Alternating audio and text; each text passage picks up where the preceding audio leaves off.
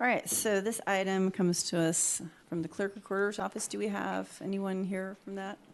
Okay, she's online. Okay, I can't see. And it's regarding the certification of the petition, large-scale commercial cannabis cultivation restrictions, amending Humboldt County General Plan, local coastal plans, and County Code Amendments Initiative. So, welcome, Ms. Sanders. Are you there?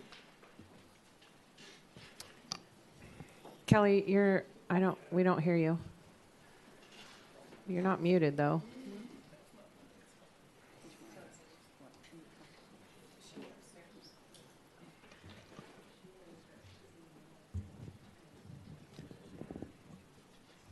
All right, and I would say for the folks who are here that we may ask questions of, if you wanted to just sit up in the front seats in case we do have questions from those. And can you hear Kelly? Is she there?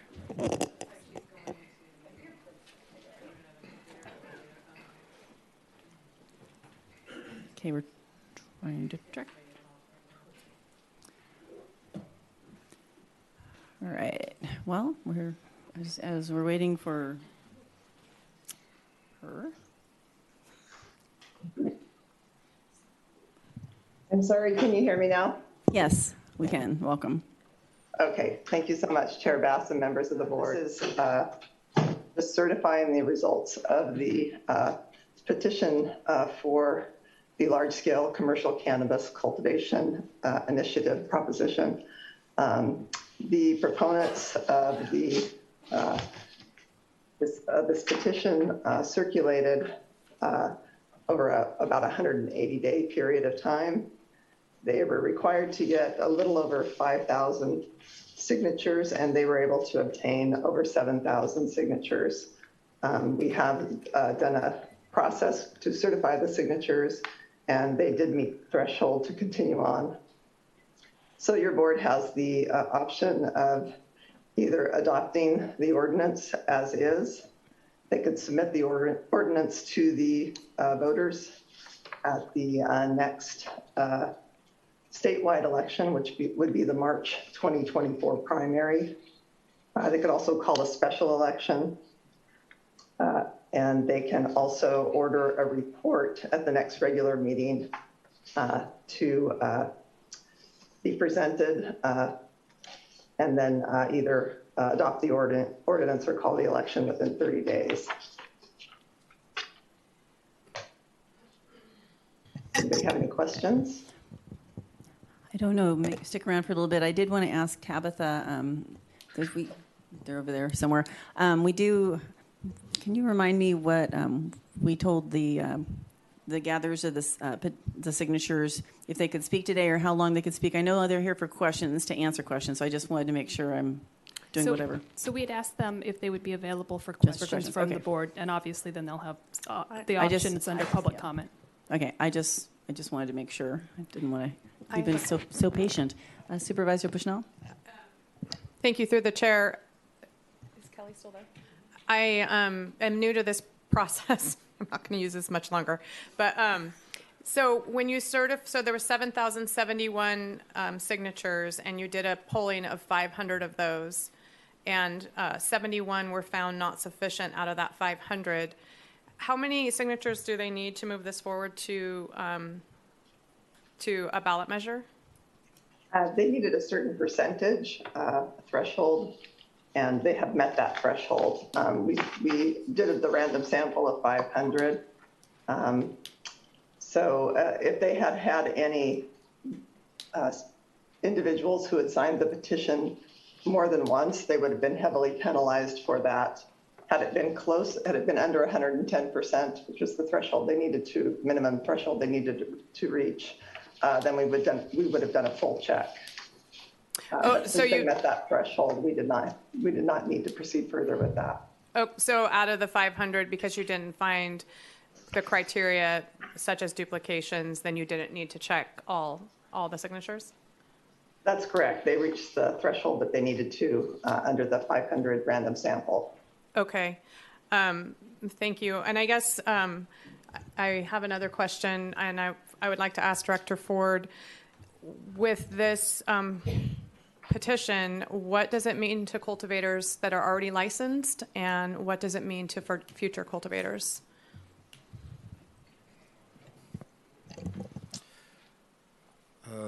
So I think the best way to answer that is that to say that I have spent some time looking at this. And what it will essentially do is prohibit new applications for cultivation. And that will be on two grounds. The first is because there's a limitation on modification of the cap on the allowed number of permits by watershed. And if I can share my screen, I'm going to show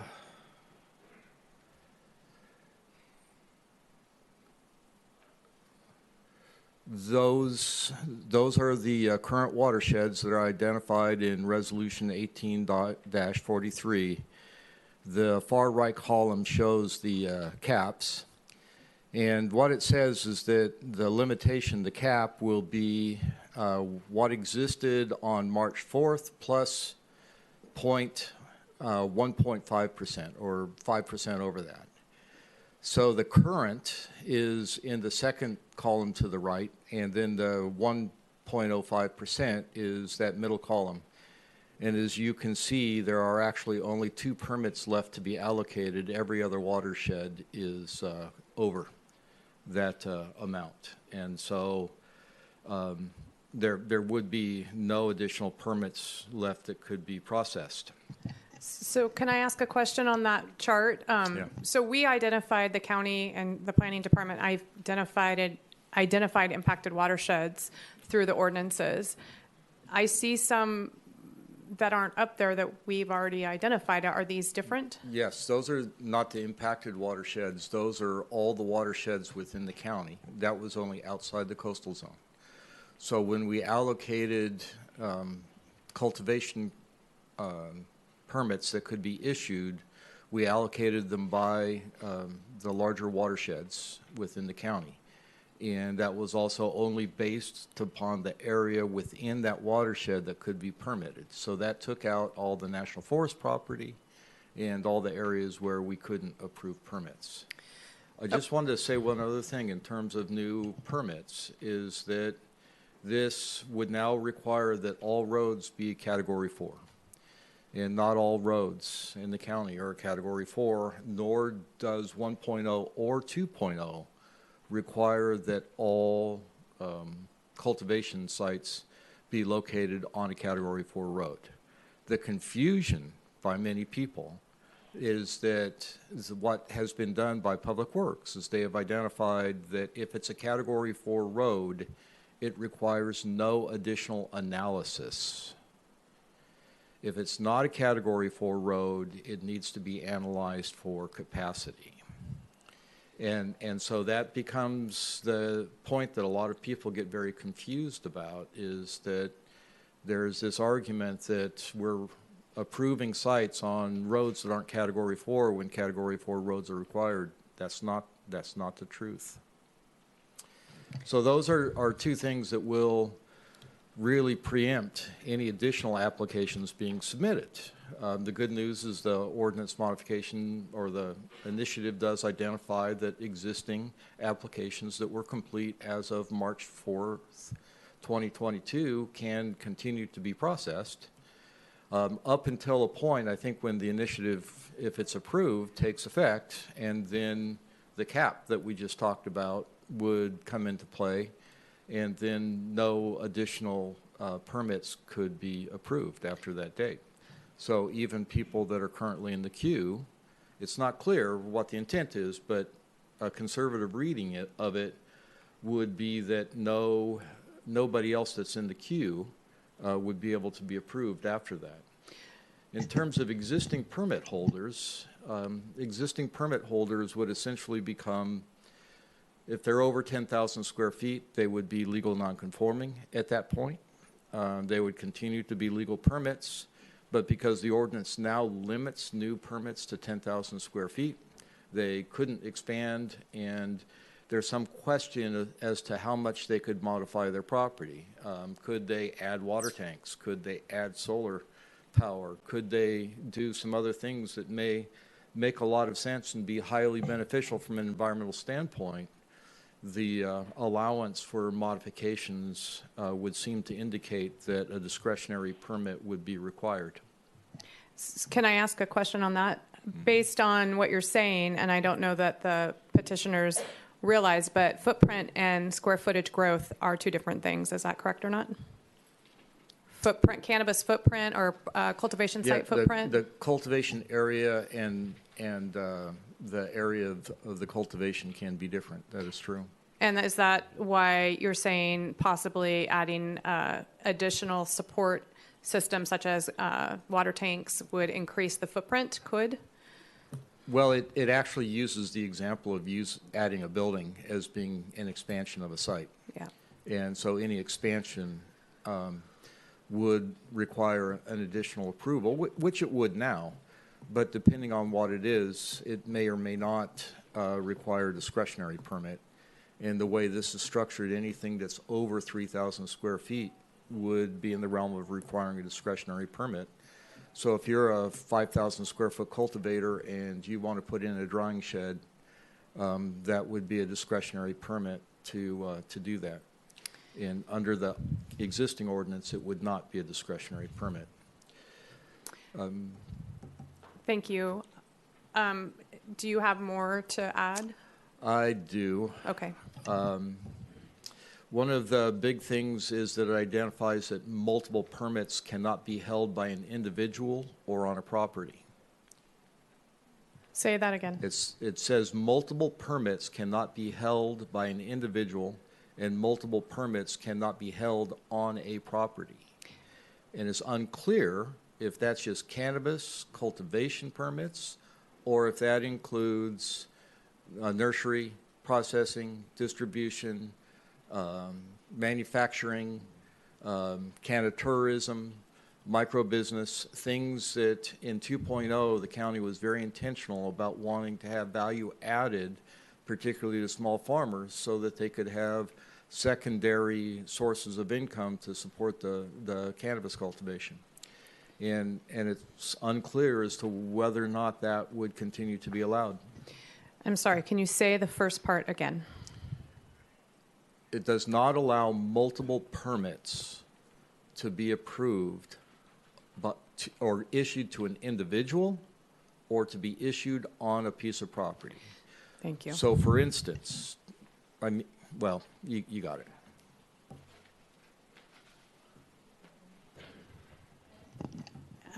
Do you have anything else? I would just wrap up by saying, and you probably read this, is that what this essentially does with what I'm saying is it makes it very difficult to modify an existing permit. It may not be possible to modify an existing permit. It also says that the ordinance cannot be changed except through the initiative process, which means that this becomes very fixed, and this would be very difficult this is a very difficult regulatory scheme for an industry that continues to evolve and continues to change and continues to need to change.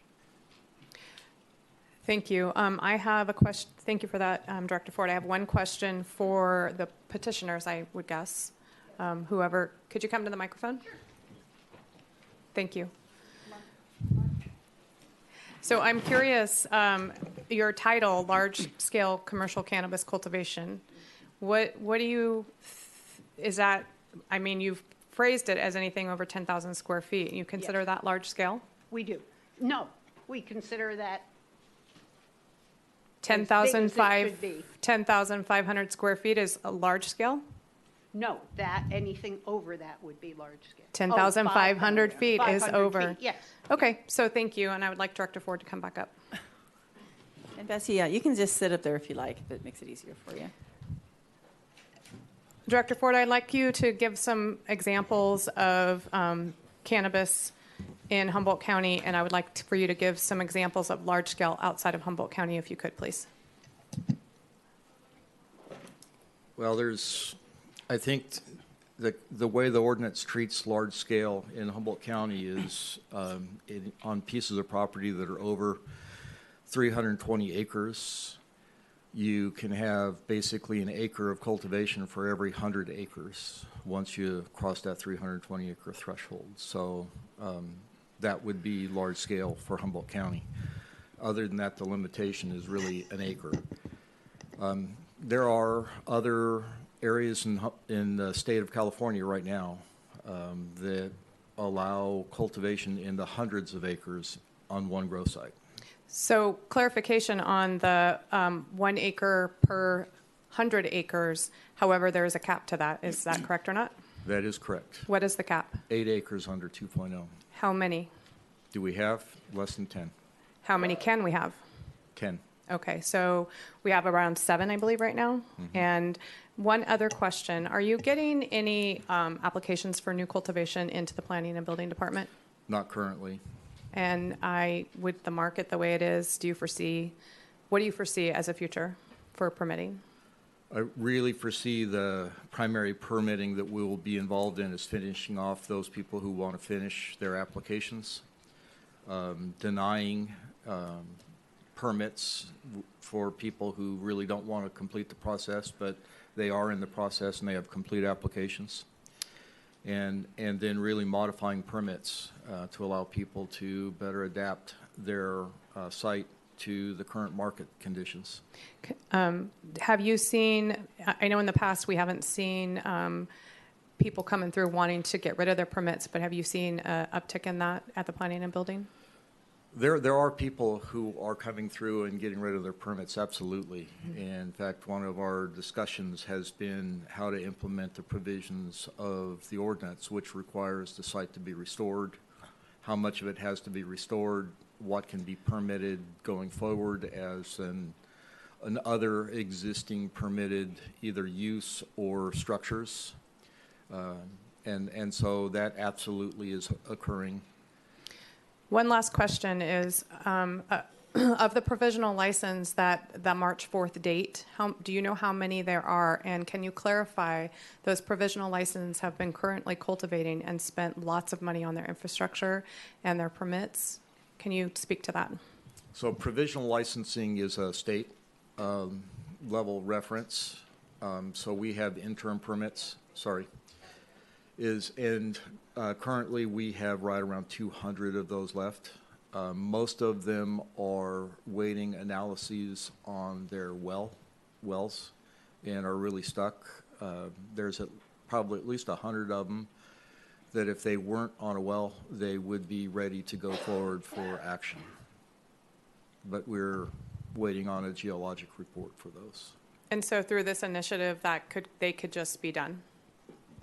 Well, if they don't get through if the initiative is approved, if they don't get through by that time, then the cap would be set and we couldn't be approving any additional permits. Okay, thank you. Supervisor Bone? How many total permits do we have? Provisional and? Right now, it's in the neighborhood of 1,200. What percentage of those are 10,000 square foot or less now? It used to be above 90%. Is it still above 90%? I don't think it's above 90%, but it is the majority. Okay.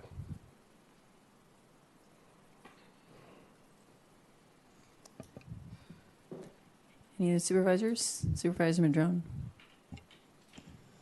Is Kelly still on? Kelly, are you still there? I am. Thank you, Ms. Sanders. So as I understand it, I mean, whether we like it or not, there is this thing called the initiative process here in California. And many of us have probably been involved in initiatives over the years. So as I understand it, what we have is a limited number of choices before us today. But that doesn't mean that between now and March 2024, this board can't take some actions. As I understand it, the options that have been put before us are we either adopt this ordinance or this initiative as it's been drafted today, and it wouldn't happen today, it would come back to us in ordinance form, or we place it on the ballot for March 2024, or we call a special election. And we could spend a lot of time today debating or talking about what's wrong with the current ordinances or what's right about them or how we all feel about all of this stuff. But at the end of the day, we're stuck with a limited set of options here as a board. We either approve it as it is, or we put it on the ballot, or we put it on a special election. But that does not mean that between now and March 2024, or a special election, which I don't see us doing because that costs extra money, that there are things that we as a board could do. We could be responsive to the concerns we've heard that have led to this initiative drive. Like some communities feel like there's been an over-industrialization happening in their neighborhoods or communities. The Honeydew community certainly feels that way. I know the Neyland community has been feeling that way, and there are other communities. We could do things to further incentivize small and medium-sized farmers, such as creating more incentives through reduction of Measure S taxes for stewardship efforts like storage and forbearance of water, like energy conversions to solar, wind, and hydro, or road improvements. We could do permit streamlining for small farmers. We could do grant programs for stewardship efforts that, especially for those that have invested in getting their annual state licenses, right? So there's this grant program that almost came before us a couple of weeks ago, but it's been pulled back. Planning is working on it, trying to kind of finalize those recommendations to come back before us. And I know there were a lot of farmers who have already gotten their annual licenses because why? They've invested their entire, life savings into getting their permits and getting their licenses from the state. And they were put at the bottom of the list for those grants because the state was focused on trying to get the interim or provisional license folks to the finish line with their annual licenses. But if you're if you're somebody who's invested your whole life savings into getting your annual license and meeting all the conditions of your permit to get that license, it just feels like a slap in the face. I mean, I've been getting a lot of calls and emails from people that feel like, well, where's my grant? And then there's organic food farmers that are also saying, where's my grant for water storage and things like that, right? So this is stuff that is super complicated, but I would say that the choices before us today are limited. But that does not mean that we can't, as a board, engage our community and think about who are the farmers that we want in our future of Humboldt County and how do we incentivize that? And I think most people would rather not be incentivizing 5-acre or 7-acre. I think Humboldt's done a good job of trying to keep the lid on it, but let's be honest, the state removed the 1-acre cap on us right at the get-go, which opened up Lake County for 80-acre grows and Santa Barbara and on and on. And then you have the metric process for the state, but we all know that there's a tremendous amount of illegal product coming in from Oregon, from Oklahoma, from the black market, from wherever, people that didn't get licensed. And it's easy to slip that into the legal marketplace. So there's oversupply, and the market has crashed. So what are we going to do? Are we, as a board, going to just make the limited decision we have today? No, I think this board's going to really work hard to think about what can we do to further incentivize the kinds of farmers that we would like to see in our future. And I think most of us really always hoped that we would hold on to that international reputation that we had as the best flower on the planet. And we never spent a dime on marketing. Can you point to any industry that's got a product anywhere in the world that became internationally famous without any money being spent on marketing? It was all word of mouth because the product was so good, right? And so we've been losing that reputation. But I think we'll gain it back. I think when federal legalization happens, people can write off their expenses, get insurance for crop losses from fires or smoke or other kinds of things, insects, when they can write off their expenses like every other farming business. Those are going to change things a lot. And I think most of the farmers I know had always hoped that Humboldt would be at the center of the high-quality craft market, the best product on the planet. And I hope we get back to that place, because we were there once. At any rate, I think it is what it is. We have this limited set of choices in front of us today. We're going to have to make a decision on one or the other of those three choices. But in the meantime, between now and later, we have a lot of work to do, I think, to really think about what sort of a future we want for our farmers here in Humboldt County and figure out, working with those farmers, how we get there. So anyway, there's my comments. Supervisor Wilson, then Bushnell. Director Ford, could we, whatever choice we make, well, it seems like I don't see that the board's going to choose to enact the ordinance today, but if we were to choose one of the other two options, could we add to the direction, which is to have some sort of impacts analysis? Is that something that we could ask for in this so that we have our own understanding of this moving forward? And I hear what Supervisor Madrone is saying about the opportunity to make changes should we choose to move this out to March 2024. But within that context, I mean, those changes could be erased by the vote of 2024. So I mean, it'll be an interesting quandary to see what investment we might make in those changes if they're going to substantially change and not be amendable, just a little while later. And so I think that's something we'll have to consider.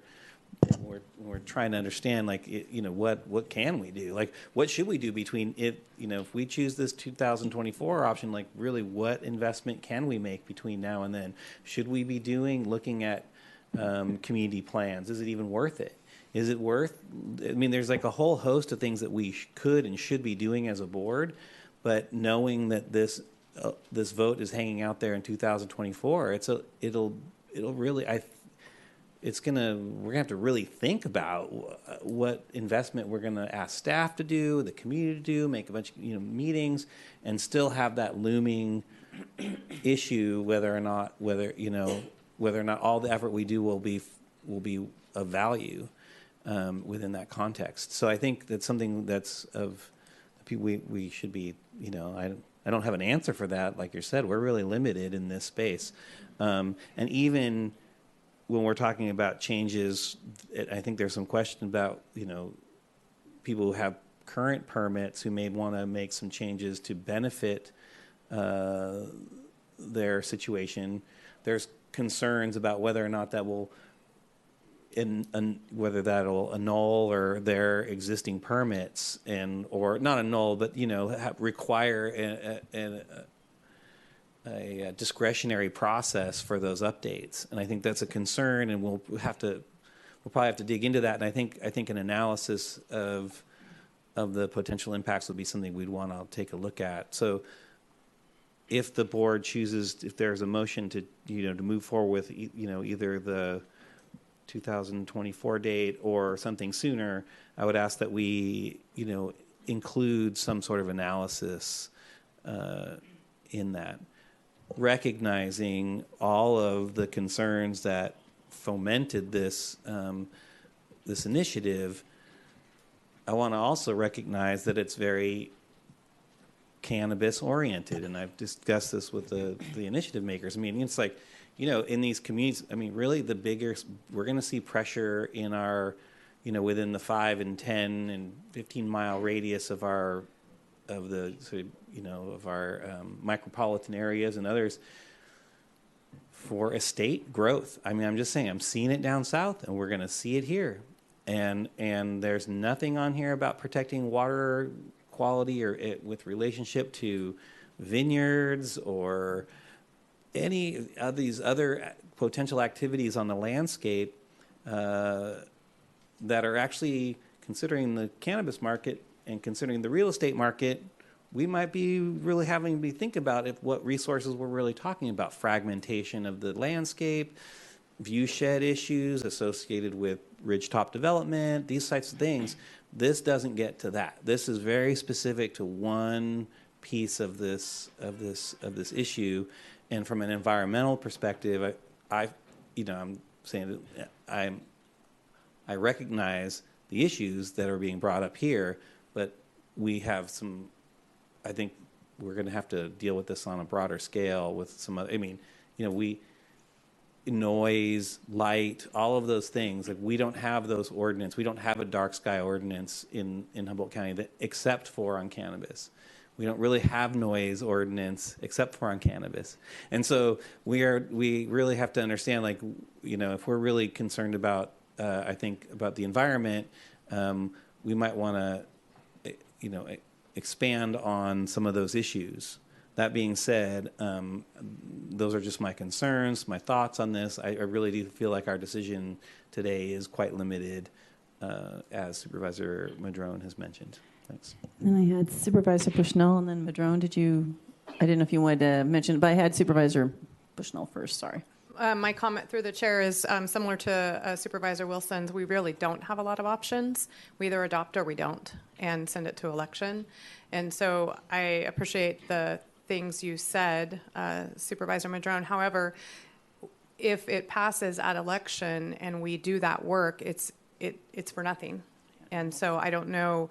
I think that it would be critical that we evaluate that before we dive in. And maybe, I don't know what the answer would be. Maybe Director Ford has a direction there. However, I do just think there are two options, pass it or not. Supervisor Madrone and then Bone.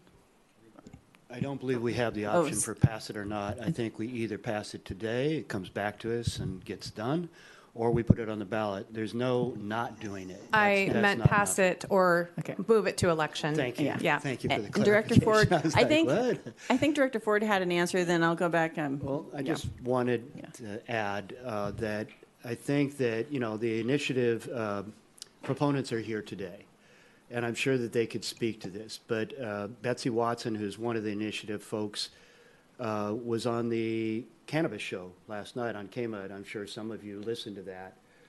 And there was a lot of discussion about, well, is there any kind of compromise? Is there any way to be able to pull this initiative at some point? And, the way this process works is that the statement for and the statement against on the ballot won't be done for a while.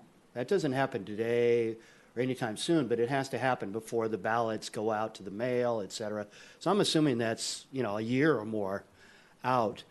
From what I heard last night, it sounded to me like if we took substantial action to do things that would really meet a lot of the concerns that we've heard from communities that have been coming to the Planning Commission, who has been struggling with this quite a bit, and they've been trying to add new conditions to respond to this evolving industry, but then that didn't seem fair, because people were working under a certain set of ordinances. The idea of changing the goalposts has come up a whole lot, but then it's also true that people out in communities also invested their life savings in their neighborhoods and felt like the goalposts were changed on them. So it's this whole thing. And so can we do the kind of work where we really work directly with the cannabis community, the small, medium farmers, and really make the kinds of changes that might actually satisfy a substantial amount of the concerns? And I believe that if that's true, if we could do that, then we may well see the initiative folks. I don't know that if they can withdraw it at that point. I don't know that election type of stuff. I don't think they can. But it might influence the statement that's made for or against. And it might change the community's decisions on whether they vote for it or don't vote for it if they feel that substantial changes and improvements have been made. I realize that's an if, a huge if. But what else do we have, right? I don't know. It's no guarantee, but it is a way forward. So I believe Director Ford may have had an answer, and then Supervisor Bone is next, and then Supervisor Bushnell after Bone. I just wanted to mention, just in anticipating a question along these lines, I believe that the election code requires that the petition that was submitted to the people who signed the initiative is what then goes to the electorate. you can't negotiate a compromise after this. And I would actually ask Ms. Sanders if she hears something that she has a different answer to, just to speak up, because since we can't see you, it's hard to tell. Yeah, raise your hand. No, that's my understanding as well, is that the petition has been certified. It's gone through the process, and your options are in front of you today, either adopting the ordinance or taking it to the electorate. All right, thank you. Supervisor Bone, then Bushnell. Well, I can't support it the way it's presented today. It sounds like it's what we're presented with. We talk a lot about incentives for small farmers. We don't do a lot about that, but we talk about it a lot up here. We're going to give it for solar, for water, for everything else. We just never seem to follow through too well. So if we're going to do things like that, I think Mark Lovelace had the best line ever up here, what's considered a big grow, and that was anything bigger than your grow was big. So I always, 10,000 square feet, that's why I want numbers. We don't have very many large grows, and we don't have the title of this large industrialized, 8 acres on 1,000 acres or 800, that's not industrial. All of these people that are trying to get 10,000 square feet on 40 acres after they've spent all their money and can't get through it can come back and put 30 acres of grapes and not tell anybody. They can put 30 acres of anything, big farm, everything else. We've picked on cannabis, which is a legal, item. And now the only problem I see with 10,000, either we're going to have guys have to go out and lease a bunch of properties to do a lot of 10,000s, which is going to create a bigger footprint in the community or more problems. Or the other thing is we're going to find ourselves without any processing, without anything here, because we're not going to be able to go to scale. Is what I've been hearing. That's what I've been hearing from the farmers. That the small guys, that putting a 10,000 cap affects the big guys, but it affects the small guys because it takes their market away, and the incentivization of tying in co-ops and things like that. And I don't know what this does to co-ops. If this is the way it's going to go to the voters, I'm not so sure. 85% of the people, 85% of the signatures were valid, and you guys did, Betsy, you guys did a great job. Thank you. Telling the people about this and everything else. But I know the couple times I was asked, I don't know if they knew who I was, but it was kind of misrepresented a little bit. This was going to take out the mega grows. One guy told mega grows, and one guy was telling me the large commercial grows. I don't see an acre on 100 acres being a large commercial grow. I see a lot of guys, so. Mr. Bone, Actually, do you know how? actually, wait till he'll ask you a question, okay? No, and I know how, I was at the meeting up on Nealon that day. I didn't speak much. I think Mike took most of that, and John Ford. But I was up, one of the driving forces is the young man that just spent $950,000 for his house that was going to look straight at it, that I've known since the day he was born. So look at, going up to his house a couple times and looking at that with him and his father and stuff like that. So I'm pretty sure how that went, and I'm pretty sure looking at 10,000 was going to be just as bad as looking at 20,000. But with that being said, I don't know how this goes. I can't take it the way it's written now. I think it's not written to cover all the bases. I think it's written to take the rest of the industry that isn't, well, they're all on their knees right now, but I think it's basically going to kick them into a grave. So I don't know. I don't know what we can do on this.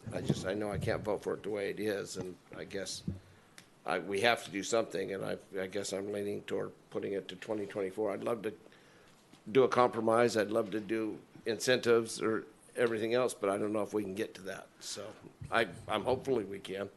Okay, well, we have, I know we have Supervisor Bushnell I think your hand was back up. And I did want to go, because we do have public, you guys are members of the public, that you get your opportunity as well. And then we have more people here and some on the phone, so I want to be sure we do that unless, Thank you, through the chair. So you guys did work hard. My heart's racing right now because what you guys are doing is gonna, the entity that you are specific. And like Mr. Supervisor Wilson said, you weren't inclusive of everything, just cannabis. You don't mind if there's 50 acres of grapes next to your house, but you mind if there's 1 acre of cannabis. It affects that you are specific.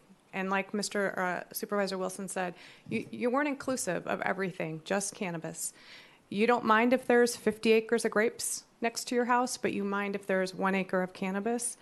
It affects people that have spent their lives trying to come into this compliance that the state and our county says is legal. And I understand somewhat, but not really. Your headline, massive or mega grows, 10,000 square feet. Have you looked anywhere else in California? 10,000 square feet is not mega anything. And I don't want to say, like, I'm sad that this is going this way. I feel heartbroken for the cannabis community, and I don't understand. I don't understand why you targeted only cannabis. Why you, if you care so much, that you didn't include everything, water, grapes, and I don't want an answer. And I just want to make a statement. Because it doesn't matter now, as Mrs. Sanders said, it's going. So, and I won't support it at the way it's written. I respect you, but I am so sad for the cannabis community, for the departments that have worked so hard to bring this forward, for this board that has worked hard to try to make this work. And they are on their knees. They're broke. The cannabis is failing, and they're struggling for everything to keep their livelihood. And now they have anxiety again because of this. And it just breaks my heart. It does. well, with that, no thank you, no clapping, but you can do that's all right. I know it's always good to have some, liven me up a bit. Supervisor Madrone, but then I do want to give an opportunity. I'd like to go to public comment, and I will give you guys the first opportunity for the 3 minutes, but Supervisor Madrone. So I guess it's another question for Kelly Sanders. What if this board were to not have 3 votes to do one of these 3 options? What happens then, Kelly? I believe that's a question for your county council. Surprise, Scott. I believe there would have to be action taken on at least one of the 3 options currently before your board. So if I hear you correctly, we've got to vote in a majority for one of these 3 options, or we are out of compliance with state law? Correct. Okay. All right, Supervisor Wilson, did you have something else?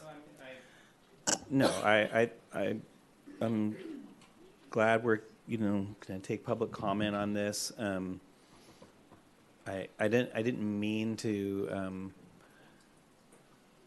It wasn't my intention to say that there are not impacts that people are concerned about with relationship to cannabis, because I feel them and deal with them all the time. I mean, in terms of see them in the environment and have concerns. I just my biggest concern is for this is sort of the inflexibility for us to actually move forward with something that could be better than this. That's all. I mean, that's my kind of my biggest concern, and sort of taking the wind out of the sails with relationship to that effort. That's just I could be swayed otherwise, but I'm in this moment and in the information I've received so far, those are my biggest concerns. Right now I'm going to be supporting moving forward with putting this on the ballot in March of 2024. I just see that as the best way for us to move forward of the options in front of us, with a request for staff to do some sort of impact analysis. And to have that done as soon as possible, so that we can, and if we choose to have some more discussion with relationship to the community, then we're informed. I think that's part of the issue. I mean, again, it's going to how we move forward with this is going to require an investment, and I want to take some responsibility, as in terms of the board and even myself. It's like, we're here because, and as Supervisor Madrona said, because we haven't been able to respond fast enough to a lot of these concerns, and there's been a lot of discussion around a 3.0 and a 3.0. We've been underwater as a planning department, not just on this issue, but we have a long list of items that we haven't gotten to from the general plan, like I've mentioned. Noise ordinance, light ordinance. There's a whole list of issues that we haven't gotten to that that we have a limited staff to get to, and so this is one of those things that just hasn't. We haven't been able to be nimble, and this is somewhat of a result of that. But it's also concerning to me. Again, I just repeat, I guess, that the community plan option that sort of smaller communities have available to them is also one that I'm concerned that maybe won't be taken up if there's a feeling that it's not going to have, if it's just not going to have a result that'll get wiped out later. Those are my concerns. I think we can get somewhere. I just don't know how. So. County Council, did you have something you wanted to? I saw you moving around over there. I would just like to clarify, Supervisor Wilson, when you state that you want an impact analysis, are you ordering the report that is allowed for by Elections Code Section 9111? Of course. So for further clarification, one of the options before the board today is to order that report, have it come back within 30 days of today's date, and then make the decision as to adopt or submit to the electorate. No, I don't want to do that. I'm just going to say I don't want us to go through this all over again. And I don't think that the report will be robust enough in 30 days to really get us where we need to go. I just don't see that as a path. But can we request an impact analysis or a report similar to that, but on a longer, on a more realistic timeline? Yes, you can make one of the two options to submit to the electorate or adopt without alteration, and then also provide further direction to staff to come back with an analysis. That's what I was getting at. Set forth in section. Pull back that, of course, comment. Go the other direction. Thank you, Council. I'm sure Supervisor Bushnell. So Supervisor Wilson, were you making a motion? I was going to ask him that. Yeah, well, I do want. I hate making motions, but not hate, but sometimes I'm not prone to making motions before public comment. But I will do that in this moment because I just feel like that's likely the way we're going to go. I can be convinced to pull it back at some point if there's some other better option, or if I can be convinced by some folks. So I will make the motion that we do as described, that we move this to, that we put this on the ballot March 2024, and then ask staff to come back with a report, an impact report, no later than 4 months? Wait, what do you think? John, what are you thinking? Is 4 reasonable? 4 can be done. Okay, and 4 months from this date. That's my motion. Second. All right, we do have a motion in a second. For anyone who's listening at home and you think you want to comment today, press *9 to raise your hand. Turn the volume off on your video feed. Yes, sir. Hold on just a moment. Okay, go ahead. I wanted to offer a friendly amendment, and that would be to direct staff to come back to us with a list of options to see how we might start implementing some of these things that might be supported by the community, that would support our small and medium farmers. So it's a direction to staff to also come back with a list of things. For instance, that's the amendment, but for instance, we're going to be discussing Measure S again real soon, right? Because that tax is weighing heavy on many people because there's no income right now. It just isn't there. Last time with Measure S, it was the whole cannabis community coming forward asking for the reduction. Many of those were folks who have not even been acting on their permits, but still got the tax break, right? So is the cannabis community, those responsible folks, and I assume many of them are here today, and there are many others, do they really want to all join together like that? Or do they want to say, you know, there are those of us who have invested in our annual licenses and doing all the right things. Maybe you still have a provisional, but you've also been trying to do the right things. You've been active on your permits. Maybe those are the folks that get the tax breaks, 100% tax break. So at any rate, that's just a for instance. I do believe that we can work together and figure out a way to start incentivizing the small and medium farmers in a better way than we've ever done. And you're right, Supervisor Bone, we have not gotten that to the table. I want to work on that with you and others. So it's just a for instance, but my amendment was basically a direction to staff to come back with recommendations on how we might start doing some of those things. And before Supervisor Bone responds, I'd like to ask the person who made the motion if they're wanting to do that. I think that we can do an impact, or that staff can do an impact analysis with recommendations.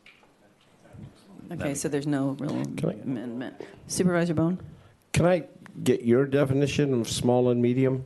Because, I mean, I've heard large, I've heard gigantic, I've heard gonzo, I've heard industrial, but we never put a number there, so it slaps you upside the head. I mean, you know, it isn't so much how big the grow is how well it fits with the community that it's in.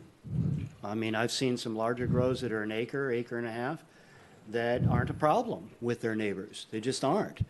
But I've also seen areas like Honeydew where the whole flats become a massive scene, and it is an issue. And there are other places like Neyland and others where people felt it was just really inappropriate to be bringing in, in their minds, these larger things. So I'm not going to try and put a number on it as much as to say I think it has to do with how you fit in what you're doing with your neighbors. That includes a vineyard or other things. So while this doesn't cover those other things that Supervisor Wilson was talking about, I think we really need to be thinking about some of these other issues as well. But so I hope that gives you enough background on where I'm thinking. Supervisor Wilson? Well, I think our current ordinance describes large scale as an acre. Is that where don't we have in the current ordinance, is there a definition? No, it's in the state. Well, the existing ordinance, 2.0, 1.0 was a little different. 2.0 allows 10,000 square feet with a ministerial permit. Mm-hmm. Then you get up to an acre with a special permit, which is under certain provisions that wouldn't apply everywhere, but with basically a discretionary permit. And then to go beyond an acre, you would need to have over 320 acres of land. Yeah, I'm kind of asking about a definition here because this ordinance defines large scale as 10,000 acres or more. 10,000 square feet. 10,000 square feet. I'm sorry. 10,000 acre square feet. It's getting late. So 10,000 square feet or more. This ordinance makes that as a definition, as a large scale, which I have to saying in the title is kind of cart before the horse, because the title is defining it before we as a community vote to define it. And I think that's a bit of an issue with relationship to the way that our staff, analyzed that and looked at it, because we have to just saying, we as a community have not made that definition until it's enacted. That's when the definition becomes the definition, and in this case the title has created that. Whatever. It is what it is, and we're going to have, if this board moves forward with having this at March of 2024, there'll be a lot more discussion about that. I'm almost done today for me. So thanks. I'll remember that next time you raise your hand. Anyone else before we go? Okay, so I think I will have, the proponents speak first on the public comment. There's still the 3 minutes, but then I'd ask you to stay up there in case there's questions that might follow after we do the general public comment of everybody, okay? If I could push back a little on that, we were invited to do a presentation, and we worked very hard to make a very short presentation. Okay, there was a confusion then, because I thought Tabitha said that there. I have the email from Tabitha. Okay, I thought it was just answer. It didn't say in her defense any length of time or anything, but I was a little surprised when it clicked up and said, "Can you make a presentation?" So we can do it in 10 minutes, but I don't think I can do it in 3. Okay, so. And we are speaking for 7,000 of your residents. Well, yeah, so there's a little, because I was wondering if there's a presentation, and then I heard it was just answer only. Okay, so how about 10 minutes, and Yeah, then we'll go to we public can- comment. we But can then you handle can't talk under public comment, too. No, we'll Okay. give you 10 minutes now, and Nikki will turn the timer on so you can keep an eye on it. And if you, There we go. Now, there you go. okay, so first I want to tell a little story about how we got started on this. I am not a fan of initiatives in general. There was an initiative in this state that kept me from getting married. Okay, so I understand that. So I want you to know we went to San Francisco and hired an attorney who is extremely experienced, the 2017 Attorney of the Year, and he is experienced specifically in initiatives. We discussed instead doing a community plan. We talked to the people in Hydesville, Carlotta, who have a big, ugly grow they hate, and they said their community plan did nothing except cost them $50,000. Okay, then we thought about suing. Well, suing's going to cost you $100,000, and you have to go permit by permit. So we kind of felt like, and in the meantime, we're talking to all sorts of people who did not want to talk to us. I mean, who are we? So we moved forward with the initiative process, somewhat reluctantly. And Dr. Thurman will speak to some of the wiggle room that our attorney built into the initiative for you, for the Board of Supervisors. Okay, while gathering 7,000 signatures, we found that citizens felt overlooked. There's the perception that this whole thing is completely out of control. There was not as much anti-cannabis stuff as I thought I might collect, particularly in certain neighborhoods. And in fact, we interviewed almost 200 individuals in preparation of doing the initiative. And one of the top 3 items for almost everyone we talked to was, don't mess over the people that have tried to comply, which made me feel good about my community. But water is the #1 thing, and the change in neighborhoods, heavy truck traffic, now that people are going out of business, you look over the sides of the road, it's full of plastic and garbage. There is a certain urgency that we feel, and we've discussed that with 2 of you, because of the water situation. When Neeland was faced with yet another large 44,000 square foot grow permit, our supervisor brought Mr. Ford to a Saturday afternoon meeting, and we were not happy people. But they were doing a pretty fair job of explaining A, the law, B, our options, what was happening.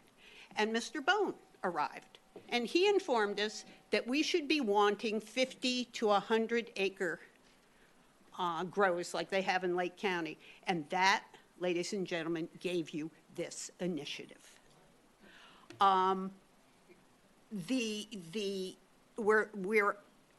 We're offering a forward-looking plan. It's a vision for cannabis cultivation in the future.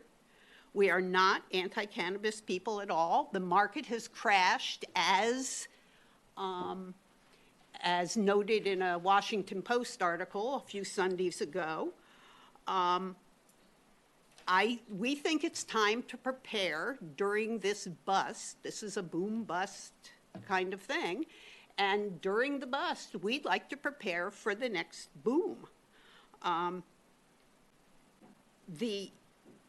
We have to recognize that cannabis has been an important economic contributor to this county, both during Prohibition and after Prohibition. There's no doubt about that.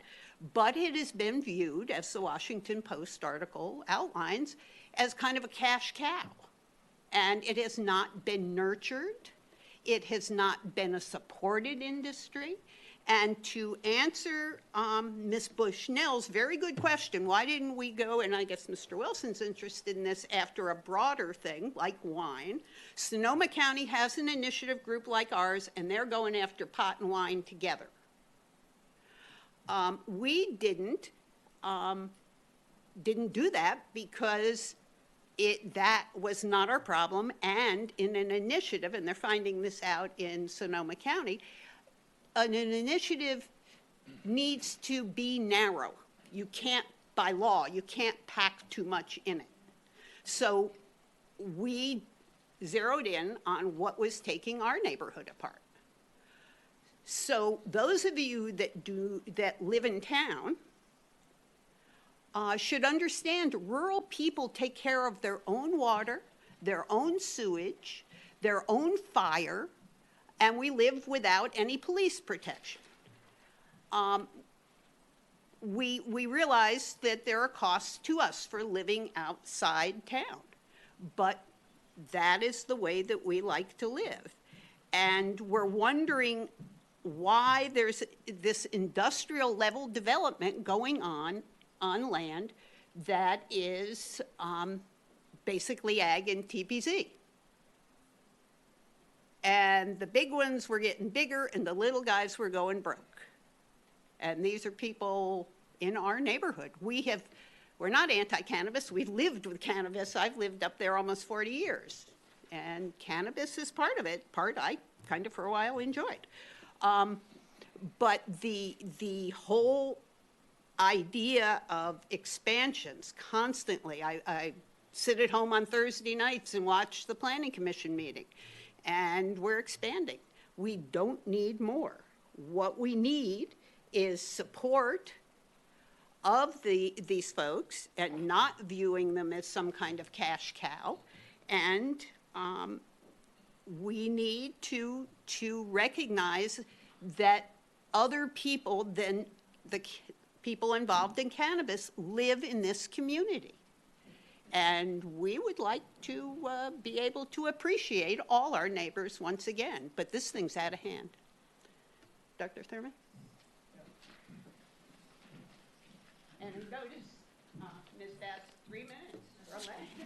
Yeah, so I'd like to offer some corrections here.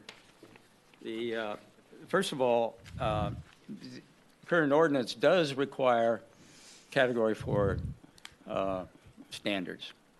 What this initiative does do is it says instead of the owner doing his own self-assessment, which is allowed in the ordinance, this initiative says that that assessment must be validated by a licensed engineer.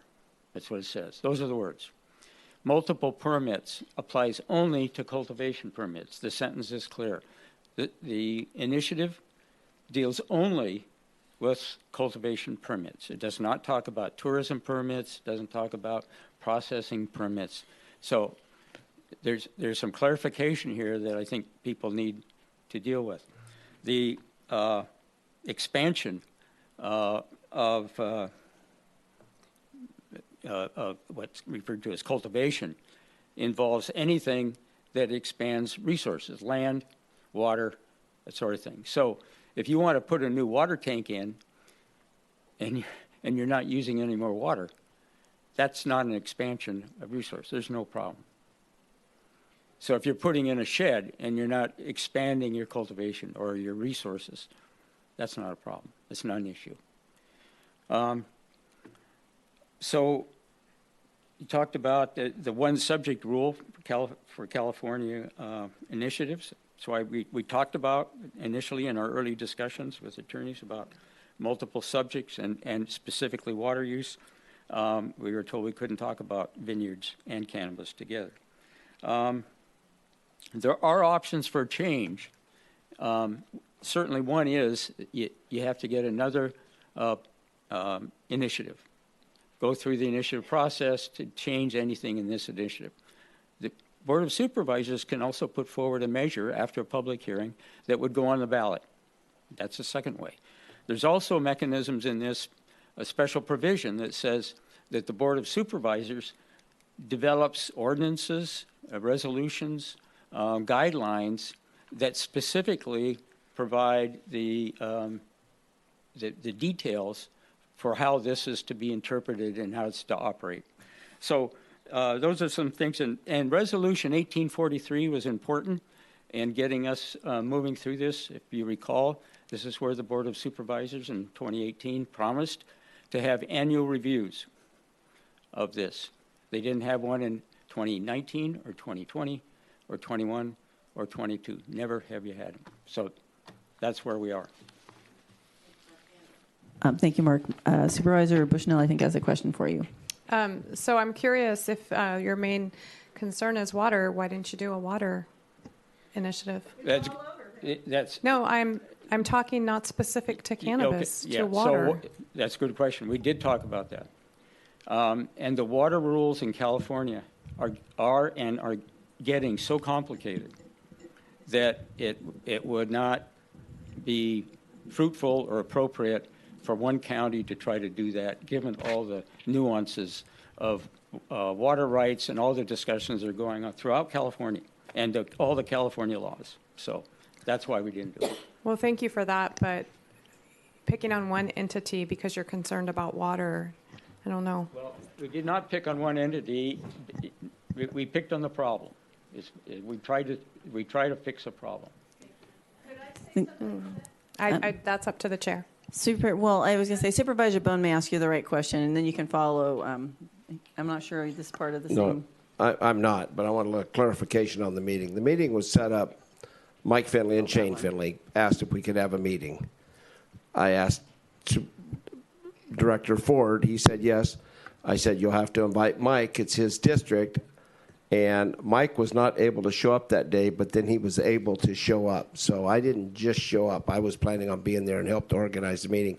And the other thing, in 10 years, and over 10 years sitting up here, I have never said that I want 50 or 100 acres. I was one of the ones that was on the 8-acre cap. So I'm sure I might have said you're lucky you don't have 50 or 100 acres like San Bernardino, Lake County, but I guarantee you I never would rally for 50 or 100 acres. I don't think I've ever heard myself say it. We can go through 10 years of meetings, and we've had a lot of cannabis meetings. So, okay. So what I was going to say is, I know Betsy wanted to, I'll let you ask or respond to Supervisor Bushnell. You did? Okay, no, you're fine. What I wanted to say is I did look through emails, and we had mentioned a possible presentation, but it wasn't confirmed, and the last emails to you guys was on questions, so that's where the confusion came in. So, but thank you for having it ready to go. Public comment, Supervisor Wilson? I have a clarifying question for what are we calling? The petitioners? The petitioners. One of the things you were talking about was truck traffic and garbage, and I'm just kind of wondering how this initiative deals with truck traffic and garbage. Can you speak into the microphone? Oh, sorry. Yeah, you have to, there you go. It's not the most convenient sometimes. The only thing it's going to do is if we cut down the number of these things, then we'll see less traffic. There is Neeland Road. I know this isn't popular to say, but I think it's in pretty good shape. I think county does a pretty good job.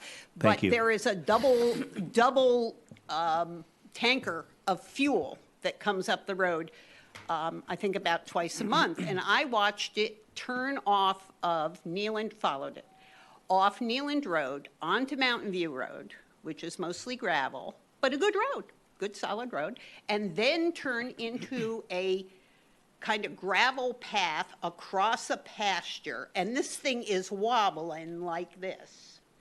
That is the kind, and why a grow needs that much fuel, I have no idea. But the whole, when we say industrial, it feels industrial to us because of the giant trucks full of soil. Farmers don't truck their soil in and out. So that seemed kind of strange to us. Water trucks, it's the level of traffic. And we're not wimps, we're used to log trucks, servicing, and trucks that service the towers and so forth. But the amount of heavy duty generators that can't fit on a pickup truck bed that are being pulled on a trailer. It's a lot of machinery and stuff moving up and down. So perhaps if we have less of this kind of cultivation sites, it should help with that. I appreciate the response. Thanks. And Supervisor Bushnell? I'll let you ask or respond to Supervisor Bushnell. You did? Okay, no, you're fine.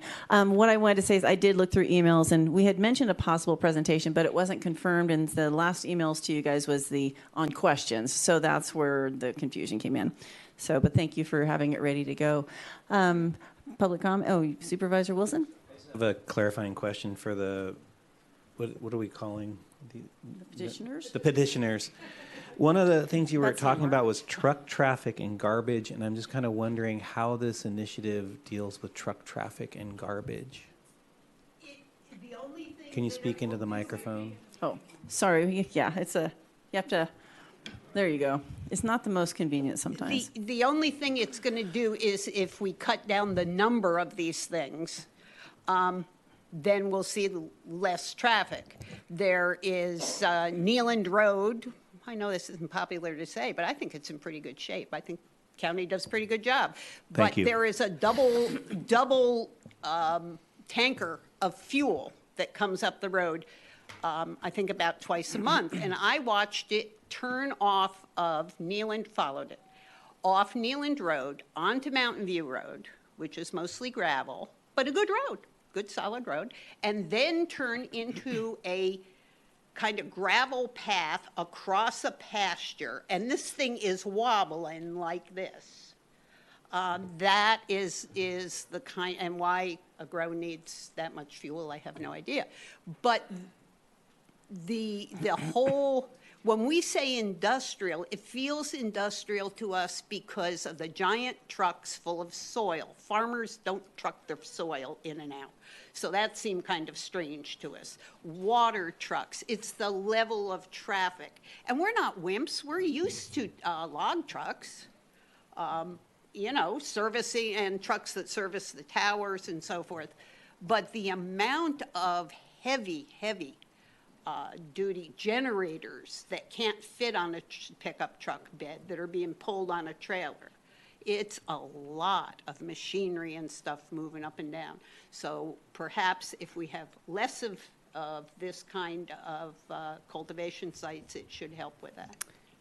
I appreciate the response. Thanks. And Supervisor Bushnell? Thank you. Betsy, right? Well, I hope that your target, what you seem to be talking about, I hope that it, if this passes, that it's not illegal grows that you're talking about, because this will do no good for those.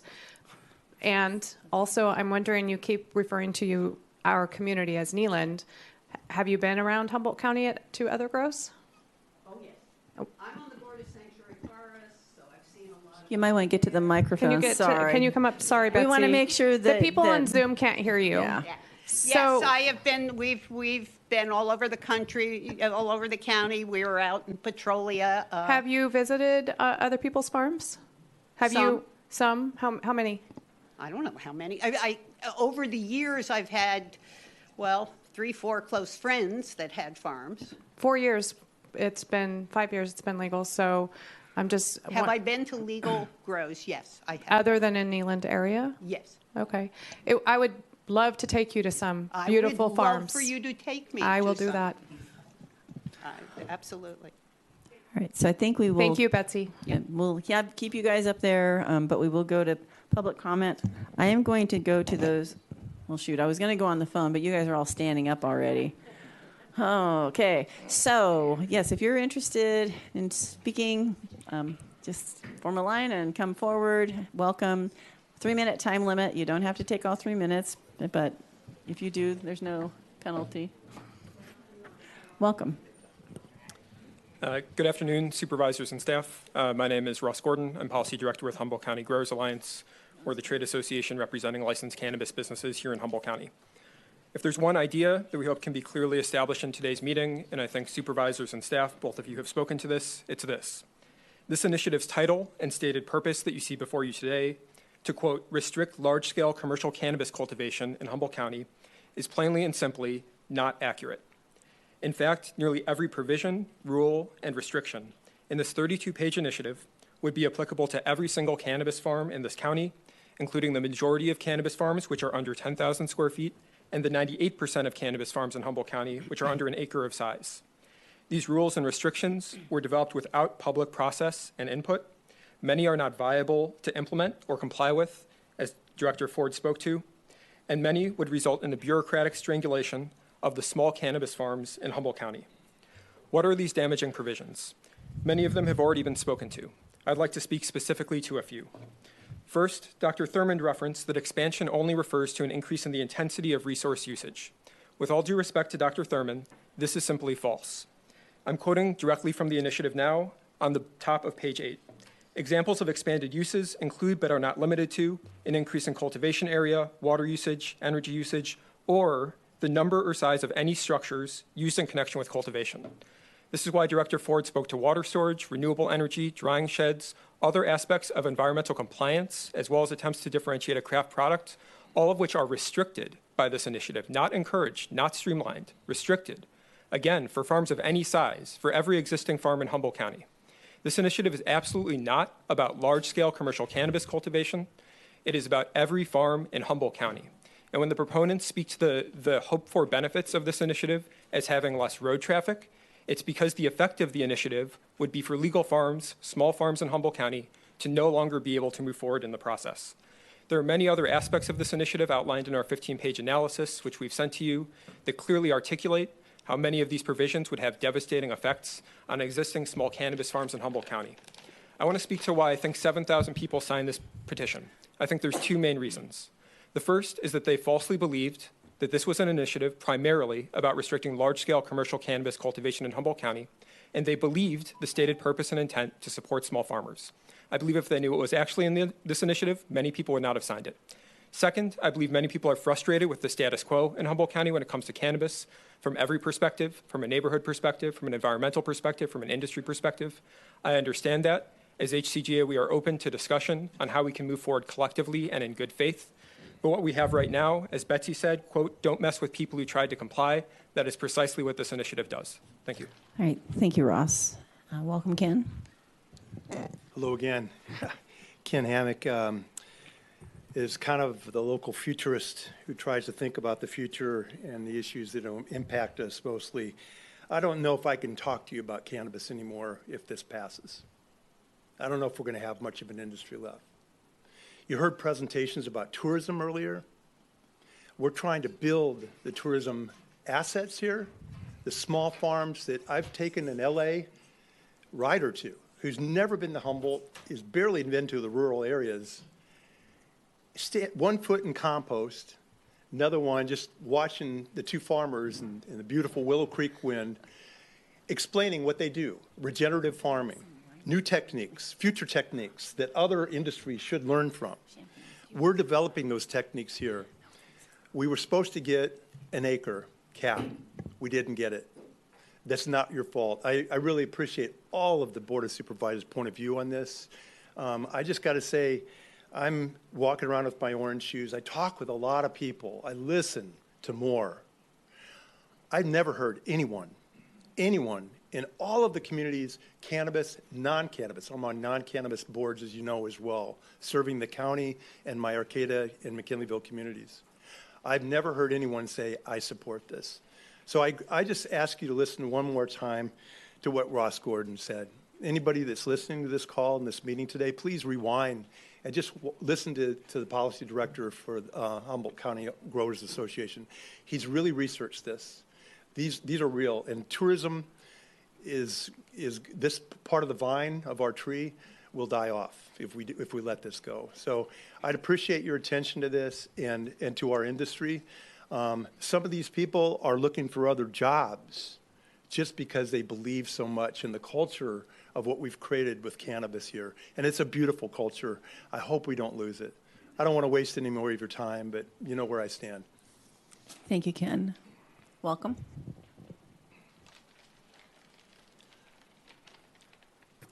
Good afternoon. I'm Martin Rowell. My wife and I own Misty Mountain Christmas Tree Farm on Table Bluff in Lolita. We're headed into our 52nd season this year, which I think is good for small family business, you know. I have a 100,000 square foot cannabis factory next door. And I'd like you to just share some of my experience with that grow so that you understand how I got impassioned about the initiative.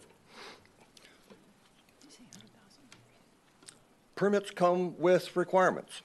And my experience is that so far, those requirements are more rounded in the breach than the observance, and that enforcement is lax, negligible, non-existent. So I'd like to give you some specific instances. The water is scarce on Table Bluff. It's the reason that it's zoned Ag Exclusive 160, and it's not all subdivisions at this point. The first requirement in my neighbor's permit is a standard pump test, which in this case would be a 72-hour pump test with a reference well, which would be my well. That test has not been done. We're going into our third dry season, end of dry season, and that test is not in the offing. I spoke to my neighbor recently. He said that he would speak to his enforcement officer and get back to me, and nothing is happening. Noise. The permit came with temporary permission to operate generators until they got their PG&E upgraded. Right now, there are 3 generators there. One of them's in an enclosure. At least that one runs.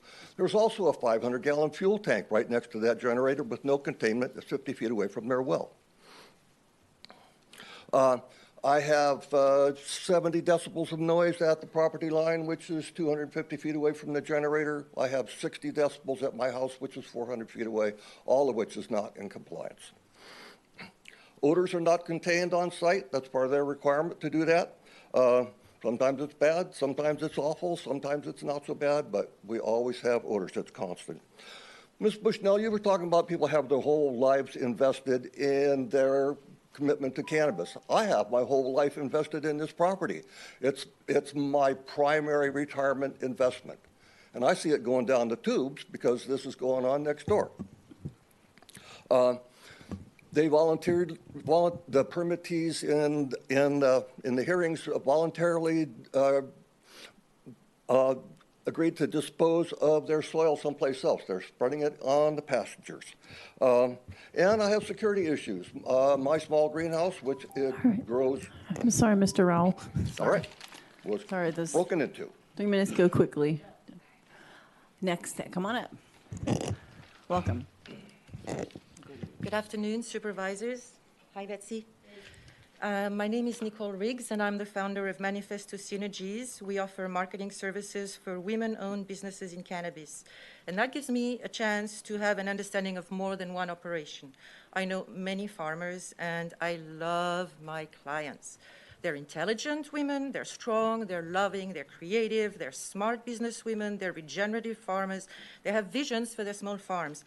I really have so much respect for them, and I am so proud to be able to work with these awesome women.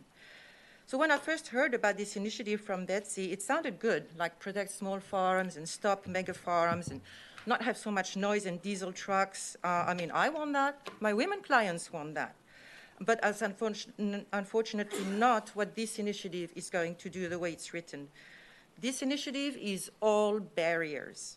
It's the antithesis of what's needed to keep my clients thriving in the long run. I'll give you examples. One of my clients has a dream of opening her farm for yoga retreats. But under this initiative, she wouldn't be able to build a yoga studio. End of her dream.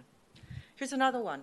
This client has really fine-tuned her genetics. She has unique strains that she has lovingly developed for medical benefits and for flavor. She might like to have a small micro-business where she could have a nursery, maybe a processing area where she can make salves and health products. But having a nursery is a separate permit, and under this initiative, forget it. She would not be allowed to get another permit, so no more dream of her nursery of medical strains. And one last example. This is a client in Willow Creek. She's all about the flavor of her flower. And she'd like one day to host dinners on her farm and to pair food and cannabis and to have a tasting room, just like small wineries. Well, that would require a tourism activity permit, and under this initiative, she can say goodbye to that dream.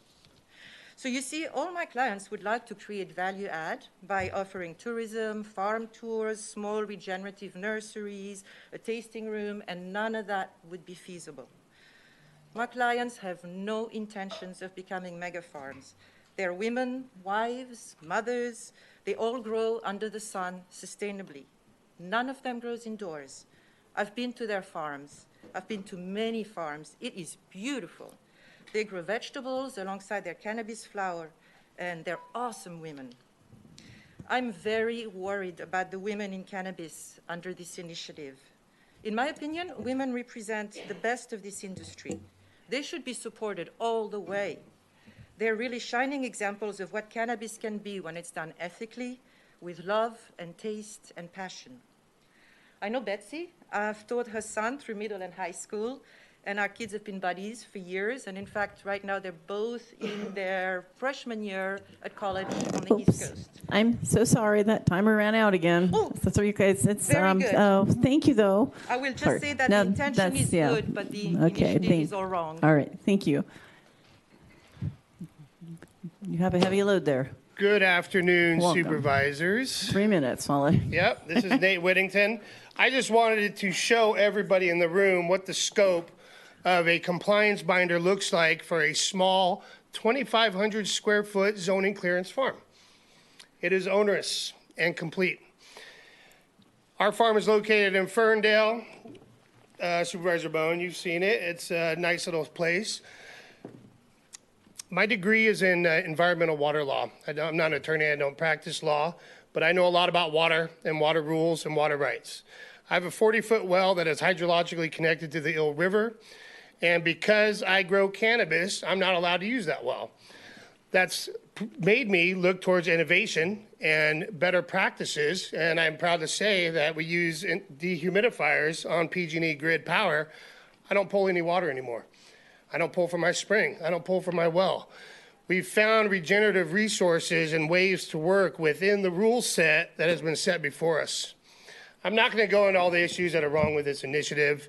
It's not well informed. It doesn't get us further any closer to the goal of a sustainable county and a sustainable business model. And, you know, I'll let other people speak to that. What I want to speak about for the last minute is solutions and options that you have before you right now.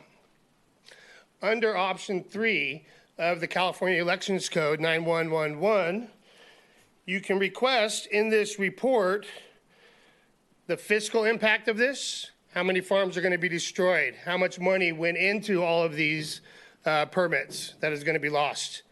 How many people am I going to tell to sue the county over this? The effect of the inconsistency between this and the general plan. The effect of the use on land and the impacts of availability of land. The cost of infrastructure and transportation. All these farms that get shut down, guess what? We're all going on welfare, and you guys are going to spend tax money on supporting us and supporting my family. The impact on the community's ability to attract business and employment. Impact on the use of ag lands. This is an agricultural issue. And any other matters that the Board of Supervisors requests in this report. I suggest that we request a full and robust report on this initiative because that will become the record that we give to the voters. Let them see the facts of just how absurd this initiative is. And I think we'll see that the county will resoundingly vote it down, and then we can move on to more productive discussions. Thank you for your time. All right, thank you, Dave. What was his name? Willington. What's his first name? Okay. Welcome. Thank you, Board of Supervisors and staff. My comment was pre-created, so I'm going to read it. My name is Riley Morrison. I am the owner and operator of Emerald Queen Farms in Willow Creek, California. This initiative will dramatically impact my business and the ability to create on-farm value if it is voted in. The initiative's intent is to prevent expansion in regards to cultivation.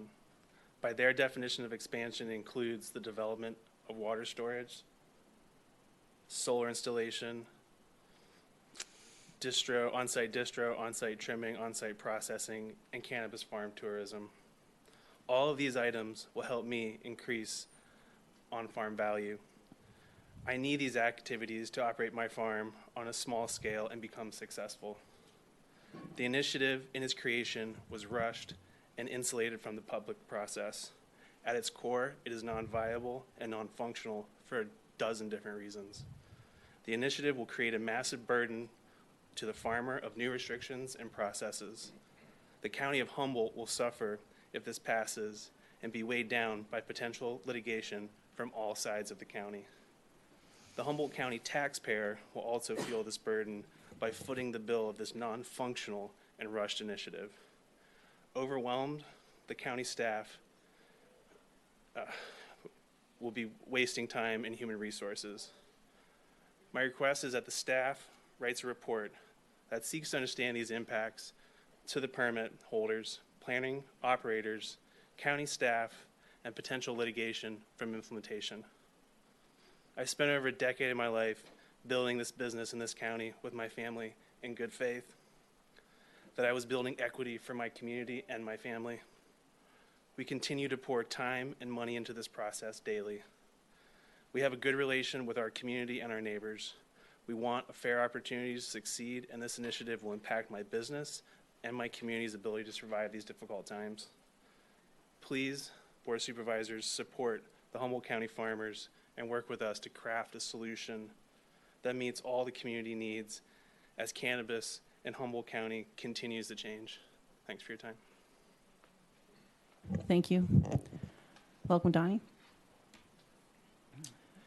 Hello, Supervisor Basson. Supervisors, thanks for the time to speak. I want to agree with all of the opponents to this measure that spoke before me, and also add to it just some.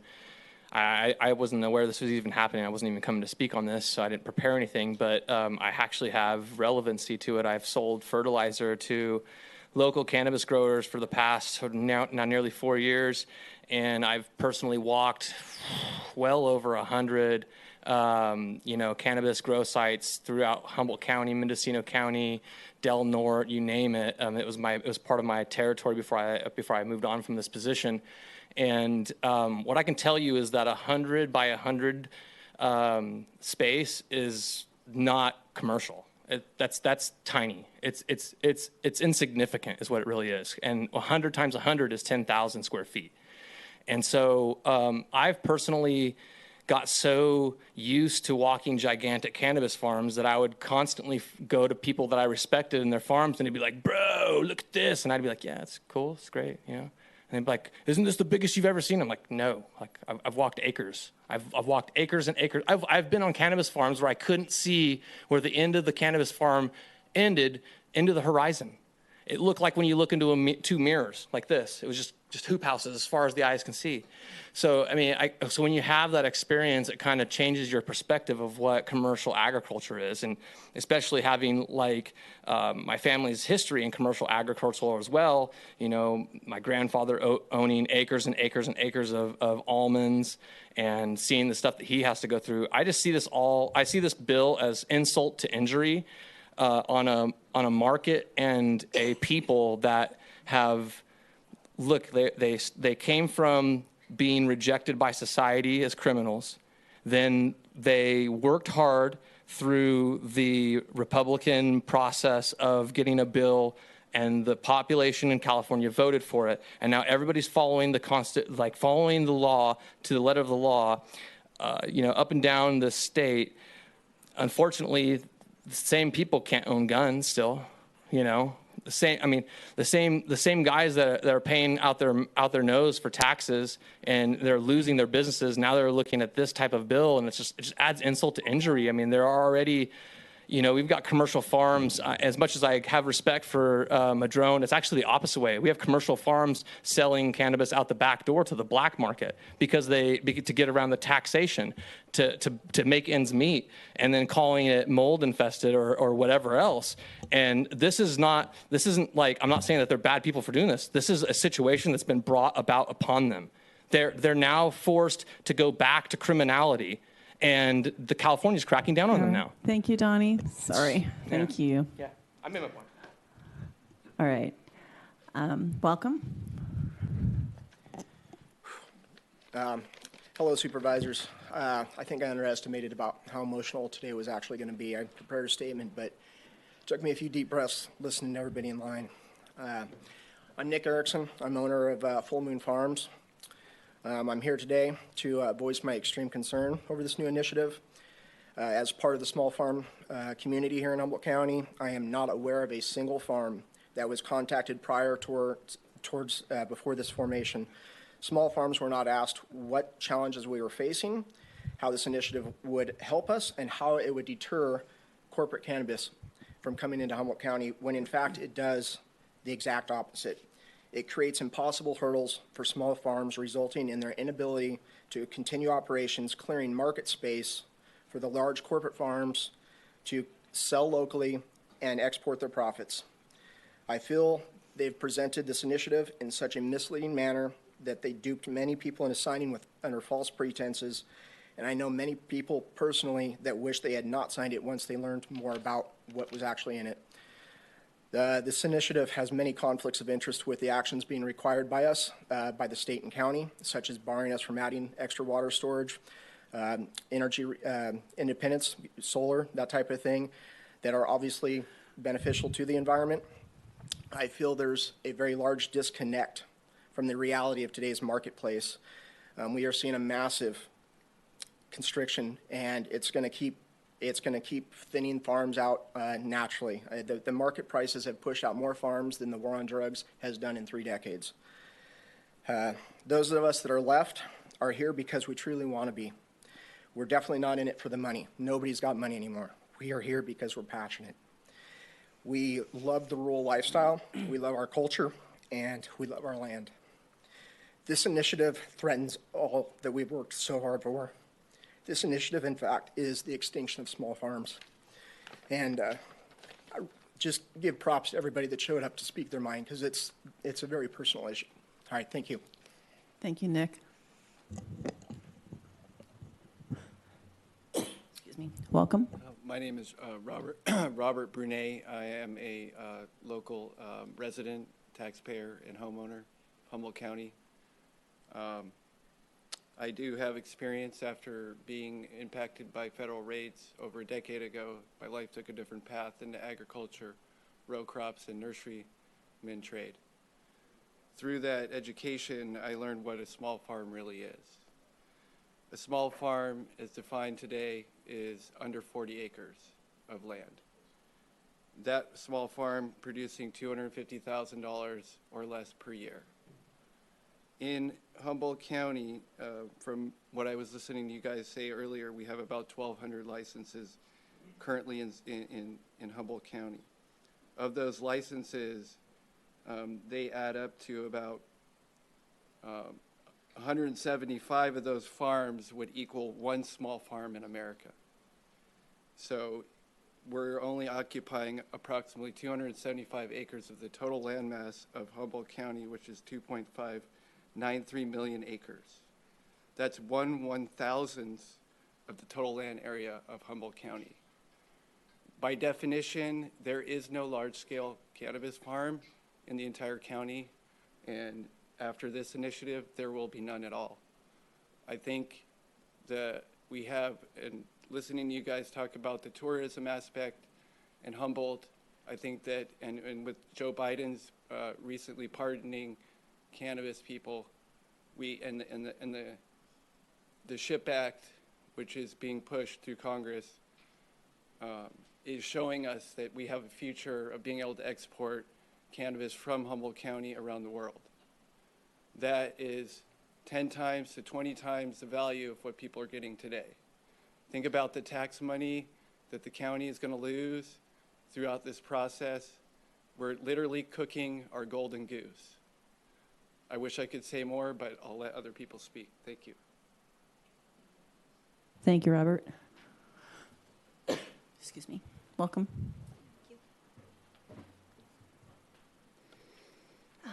Thank you for the opportunity to speak, and thank you for all your work on the board, as a board, to support small cannabis farms in Humboldt County. My name is Selena Rowan. I moved to Humboldt County in 2006. I studied biology at Cal Poly Humboldt, and I hope to pursue graduate study in the rural implementation of renewable energy.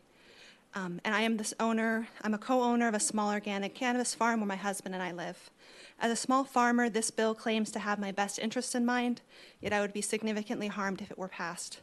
I strongly oppose this initiative, and the biggest problem I see are unintended consequences. This said, I do share values and goals with the petitioners. I'm heartbroken by the petitioners' stories. I want the petitioners to have their voices heard and their needs met, and I support engaging in a public process to better meet their needs. However, this initiative sets up a false binary between the environment and cannabis, between the community and cannabis, and the petitioners claim this bill is the only way to get their needs met because they couldn't trust the slow and messy public process that we all participate in. This discomfort has led to a framing process that was rushed and excluded key stakeholder input, and for this reason, it has many unintended consequences that make the bill infeasible and counterproductive as a whole. One unintended consequence that you've heard many times now is I would be prevented from meeting my own sustainability goals on my farm due to the language preventing expansion. The petitioners have claimed that this language doesn't apply to sustainability projects that we've described, but I think the problem is if there's any confusion and this can't be changed. I'd be prevented, according to the language that we understand it, I would be prevented from installing additional water storage. I would be prevented from upgrading my solar energy system. I would be prevented from making upgrades to create a farm-based product. As a co-founder of the Cooperative Agriculture Network, which works to incubate small farm cooperatives, they would be prevented from obtaining distribution or delivery permits for their operations. How would they survive and compete? Given the context of how this bill was created, it's not surprising that there are so many unintended consequences. And with 32 pages of technical language, there are undoubtedly many more yet to reveal themselves. For example, imagine how much harder it would have been to implement the current cannabis renewable energy and water storage grants, crucial to meeting county-wide sustainability goals, and already a difficult task had this initiative been in place today. Despite sharing the goals and the values of the petitioners, because this initiative excluded public process or stakeholder input, cannot be changed, improved, or fixed by the Board of Supervisors, and has innumerable unintended consequences, I cannot support it. I urge the county to study very deeply what these unintended consequences are. I also support the opening of public process so we can collectively work on this. Thank you. Thank you, Selena.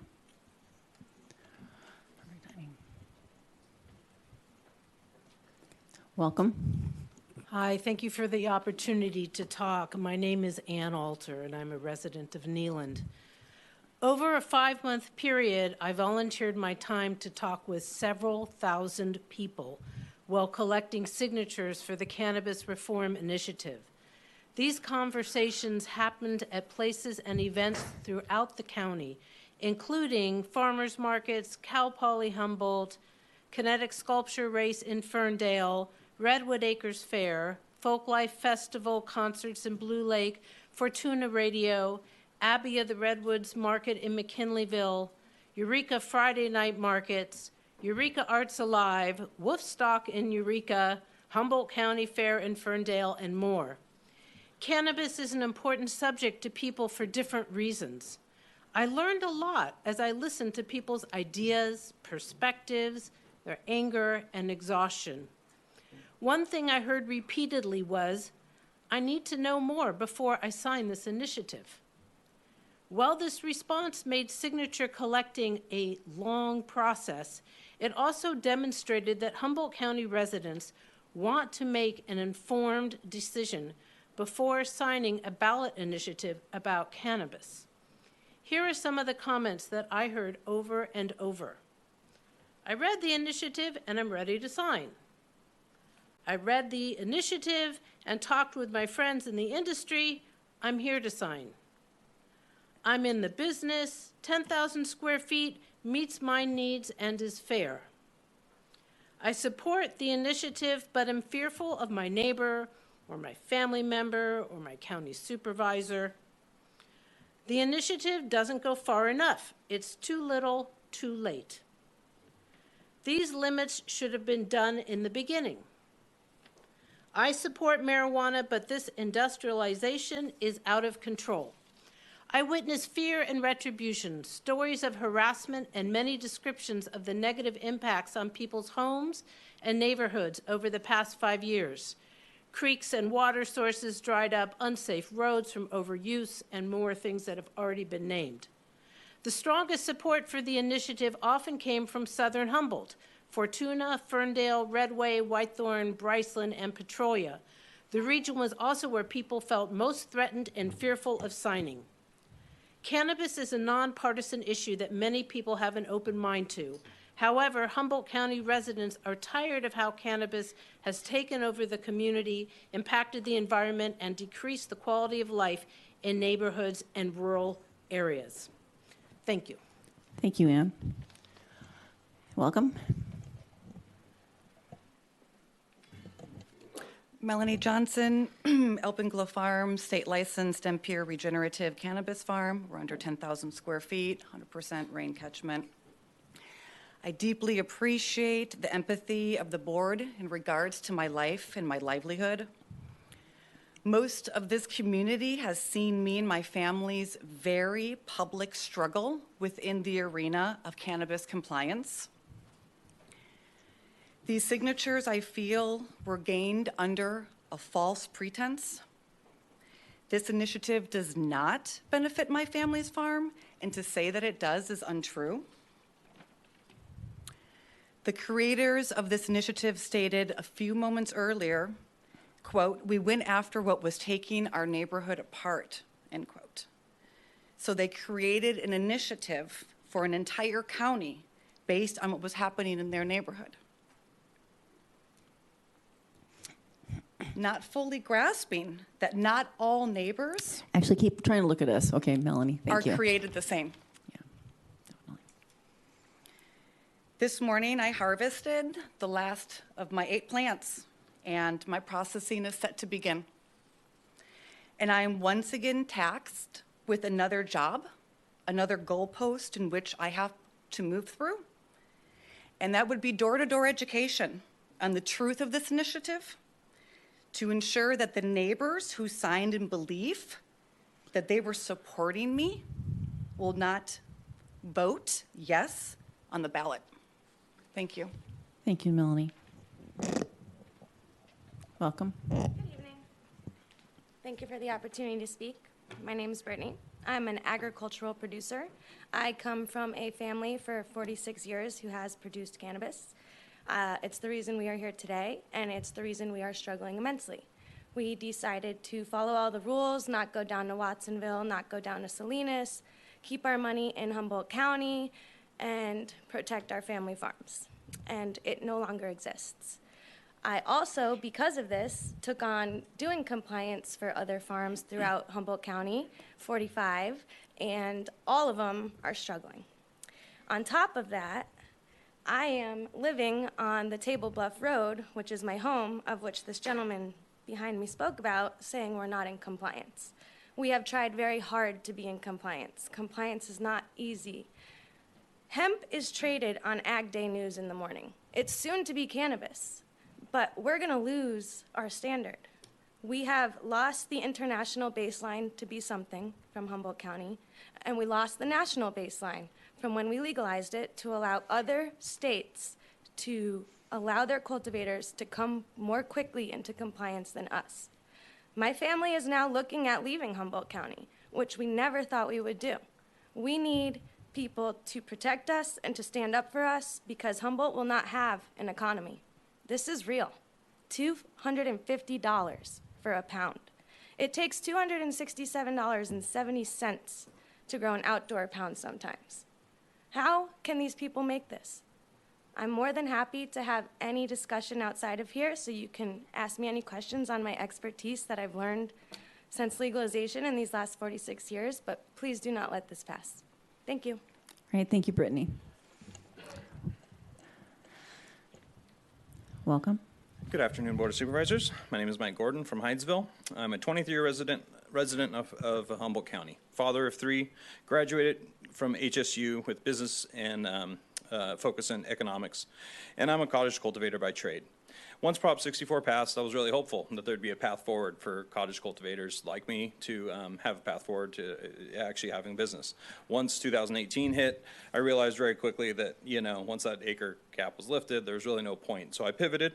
I became an insurance consultant, regulatory consultant, and property manager for many farms in our area. If this passes, you know, unfortunately, it's not just the farms that are going to be impacted, but it will be all the service and retail sector as well in Humboldt that will be affected as well. I see a lot of familiar faces in the audience today, people who I spent the better part of 2 years in these chambers and hundreds of hours helping to craft the regulations that we had to work with. And those regulations had vast input from a varied array of stakeholders, including neighbors and environmental groups, to arrive at a workable regulatory structure. Where were you guys during that process? And I think it is very insincere that a very small group of people think that they know what's best for our community and our industry. And I think it's very disingenuous how the proponents of this initiative use the guise of protecting the small farms as a reason to dupe the people who signed their petition. It is my job to read and analyze and understand regulations to advise my clients on how best to stay compliant. But after reading this initiative, it is very clear that this will not protect small farmers, but will in fact be the end of the cannabis industry as we know it in Humboldt County. All that I can suggest at this point is that we take this process as slowly as possible and undertake a comprehensive analysis of this initiative and the implications to new and existing cultivators so the public can be well informed before they vote, so that they can see that see this for what it is, which is a wolf in sheep's clothing. This initiative should be titled the Humboldt County Extinction Initiative, because that is what it is. And let's be honest, this is an anti-cannabis initiative that will extract millions of dollars from our local economy. Thank you very much. Thank you, Mike. Welcome, Madeline. Good evening, supervisors. It's been a very long day. I am Natalie DeLapp. I'm the Executive Director of the Humboldt County Growers Alliance. And first of all, I would like to recognize all of the farmers and cannabis people who are here in the chambers tonight, who have spent the majority of their day in the middle of October during harvest season to be here for an 8-hour day to speak out against this. And there are innumerable people who are waiting on the phone lines also to talk. That is incredible. We are not retired. This is our livelihood. And this initiative is an assault on the livelihood of people who have given their blood, sweat, tears, marriages, lifestyles, families, relationships with their children to comply with California and Humboldt County's not one but 2 commercial cannabis land use ordinances. I have sat in these chambers for hundreds of hours, 2015, 2017. It's like the proponents showed up to the party late and now they're hijacking our plane. I don't know how waiting 20 months to pass a voter initiative is going to get the neighbors' needs met. There are other pathways. I had a number of conversations on the phone with the proponents in October, November, December, even January before this, and I strongly advocated, I said, do not go down the route of an initiative. There are other pathways. You could create a community planning area. There are ways to get things agendized with the supervisors to where we can make amendments. Because frankly, our ordinance in the status quo does not work for any of us. There are things that can be changed that can better benefit the environment. There are things that can be changed to better benefit our business sector. We need to have those conversations, but we are now kind of held hostage. Because as Mr. Wilson said, if we go down this pathway and do all of this work, and then in March, this initiative is still there, everything can be undone. I don't know whether the proponents can voluntarily withdraw this initiative. That would be an interesting question. We are now stuck in a yes or no place, black or white. And that is really not a good place to develop policy from. Yes or no, set in stone in the most dynamic, variable industry that has ever been created in California. We are the pioneers. The people behind me are the pioneers, and we are about to put the death nail in their coffin when we have the capacity to make it through beyond federal legalization and really thrive. Thank you. Thank you. Excuse me. Welcome. Hi. Joshua Sweet again, Southern Humboldt businessman. And I say businessman because I'm involved in a lot of different businesses, not just cannabis. And I don't know why I'm going to say this publicly, but I just hired a bankruptcy attorney, and it's bad. It's bad out there for everyone. And I think it's this bad because of, I've listened to everyone, and it's bias and ignorance. I'm sorry, the people that did this don't understand what we're going through. They don't understand the laws. They don't understand the industry. I thought that we were going to build the Napa Valley of cannabis. I really did. I drank that Kool-Aid. I put everything I had into it. And I've done a lot of things. And the ignorant part of this is I had people write letters against my project, and one of the people said, oh, it's the smell that bothers me. It's 2 miles away from them. So people are just misinformed about these things. And I think that the unintended consequences are going to be, well, I'm in Southern Humboldt, so Southern Humboldt is just tanking. And I think the unintended consequences that these people don't understand, and I hope that the positive thing that maybe will happen after today is they'll understand that it's wrong and fight to change it, whether they can pull it, like she said, or fight against it and educate the community that this is not going to help us. Because we're already suffering, we're going down, we need to work together to solve this. I don't think we'll get the Napa Valley of cannabis anymore, but maybe we can have some semblance of a small, decent, sustainable community that works toward these things. And we are, in this community, I think we're all too familiar with the Charles Hurwitzes of the world. And unfortunately, if we don't foster the independent business, those people are coming. And they won't care about what happens. They will step all over this community like Charles did. And I think that if this group of people understand that that is something that's possible, they would want to work with us instead of against us. So I implore all of you to do what you can to maybe educate this group that the unintended consequences are going to be worse than what is existing today. And I think it's just a shame, and I'm sorry for you people. Thank you, Joshua. Welcome. And before you start, if there's anyone else in here who wants to talk that's in the room, I'd say stand by the side so we know that you're still there. Oh, hello, welcome. Thank you, Supervisors. Kelly Flores with Margaret Advisors. Now, I'd like to take a moment to provide some perspective of the cannabis industry as it compares to other agriculture in Humboldt County. Now, apologies, this is going to sound a little bit like a math class for a minute, but bear with me. Humboldt County is 4,052 square miles, 12% of which is waterways, leaving 3,568 square miles of land. Now, according to the 2017 U.S. Department of Agriculture census, 27% of that land, 970 square miles, was used for standard agriculture by 849 farms. A square mile is 640 acres. The average farm size was 731 acres, or 1.14 square miles. Now, if I take the Planning Department cannabis monthly interim and approved permit data, and I add up the total cultivation canopy size, that comes to 453 acres. All the legal cannabis cultivation in Humboldt County is smaller than a single average size agricultural farm. And the largest cannabis farm is nowhere near 731 acres. Its largest maybe 8 acres.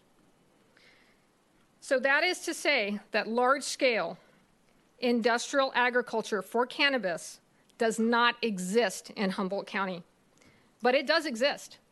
In Santa Barbara, Glass House has a 160-acre farm, which is the equivalent of 35% of all the cannabis farms in Humboldt County. One farm in Santa Barbara. And while agriculture is 27% of the land use, cannabis farms are 0.028%. Now, while that small amount of land has been used to bring in millions of dollars to this county, those days are fading fast. Glass House brags that it can produce product for $180 per pound. And as these farmers know, that will never be the case for legal 10,000 square foot farms here in Humboldt. Humboldt cannot compete on price, only with genetics. And the more regulation and roadblocks that are put in place, the more you push away the potential for craft cannabis and cannatourism to contribute to this local economy. Now, there are so many issues with this initiative. And as was mentioned, a single example is not allowing multiple permits.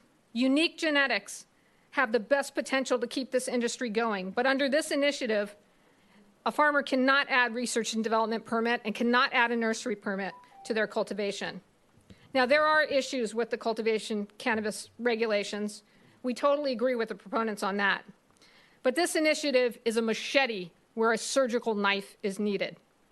Take time to request that report, research the potential implications, the costs, the unintended consequences, and draft your own initiative and help us all find a better way forward. Thank you. Thank you, Kelly. Welcome. Good evening. Craig Johnson, Alpenglow Farms, Southern Humboldt. My wife and I, who spoke already, own and operate a farm that's under 10,000 square feet. And it's rain catchment, and it employs multiple regenerative practices, which mean we're operating with closed loops, growing mycelium and straw bales, et cetera, making our own compost. And our farm is located on approximately 55 acres containing within 2 parcels of land, and each of those parcels has 2 permits on it. Hold on just a second, Craig. I think Yep. the timer wasn't reset. Was it? Okay, I'm sorry. No, I don't reset. She sets it. Okay, yeah, I was going this one. Okay, go ahead. Yes. So to back it up a moment, we have multiple permits at the moment just because of the way the state is structured with light dep and full season outdoor. We don't use any light bulbs for flowering period. We are a sun-grown farm. This morning, I took down the last of our 8 plants, thinking that our work was done for the year and we could move on. We've spent a lot of time in these chambers, in Director Ford's office, having small conversations about his Harley. We've gotten to know each other so well. And here we are. We have a new job, as Melanie said. Now we need to go door to door and sell the truth, because the truth was not told. I don't know what type of litigation would go to, because I feel this was falsely represented. Our farm, Alpenglow, Huckleberry Hill, Ridgeline Farms, we're all under 10,000 square feet. We are probably the most nationally known small mom and pop farms I know in the region, in the state, and probably nationally. And when people are walking out of a grocery store, they're thinking, I'm signing, and they're picturing us, most likely, to help us. This did not help us. And I feel it was completely falsely represented. And the first thing I'm going to be doing is looking at the legal action on the signatures and the false representation of this initiative. This was brought on from a wobbly diesel truck going into the forest. Let's go back 10 years. How many wobbly diesel trucks went into the forest? We're talking about one we talked about today. I know diesel trucks got stuck on muddy roads. All that went away. We really did good. The sheriff before Billy Hansel said this is going to take time.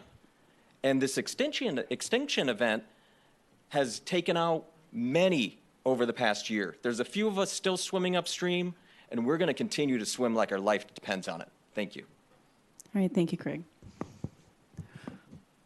Okay, so we have at least 13 that are on to make comment. Is there interest in taking a 5-minute break to use any facilities? You left already, okay. And then I would also say, can you remind us before we go what the motion is that's on the table so people can kind of adjust what they're saying depending on what we do have? Madam Chair, I have to place the initiative on the ballot for the presidential primary election on March 5th, 2024. and to direct staff to bring back an impact analysis report with recommendations within 4 months. I think, what were you saying? I thought that sounded right, but what? Yeah, 2024. Okay, so for those who are commenting from home, there is a motion that seeks to put this on the ballot in 2024 and not accept it as it is today. So just so you know where to go with your conversations, and you can say something as simple as I support the motion, or I don't. You know, there is 3 minutes, and I know it's a hot topic, but at the same time, I know that our brain power is starting to wane up here a little bit. So our first speaker is going to be 4640, followed by 5727. Press *6 to unmute.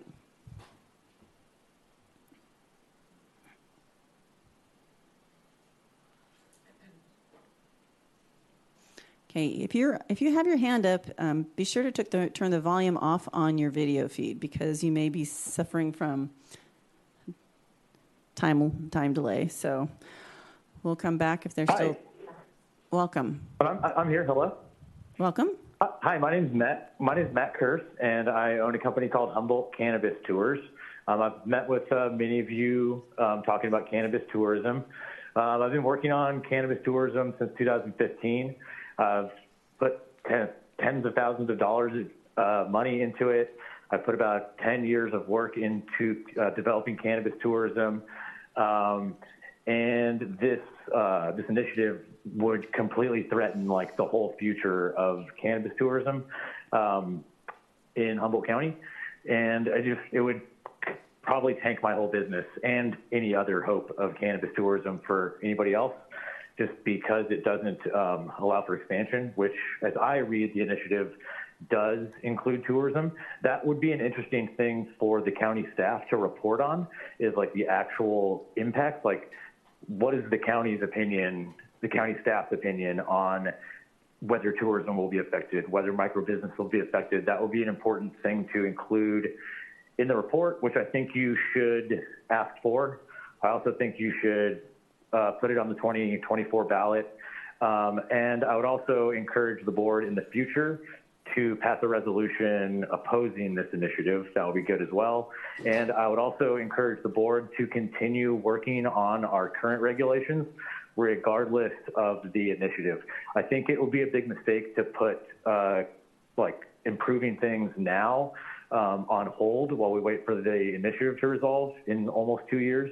I think it's important that we move forward with adjusting the cannabis regulations to make them work better for everybody, regardless of this initiative.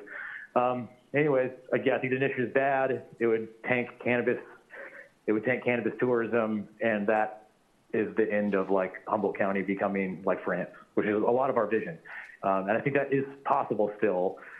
Just put some numbers on it. I did about 180 tours this year for over 500 people. I generated like, I don't know, I think if you use the multiplier from the Humboldt Lodging or the Humboldt Visitors and Business Bureau, my business contributed like hundreds of thousands of dollars to the economy. And I think cannabis tourism is important, and we can't leave that behind. Thank you so much. That's it for me. That's all my time. Thank you. All right, thank you. So we'll go to 5727, followed by 4509. 5727, just press *6 to unmute.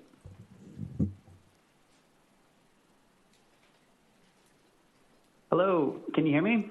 Yes, welcome.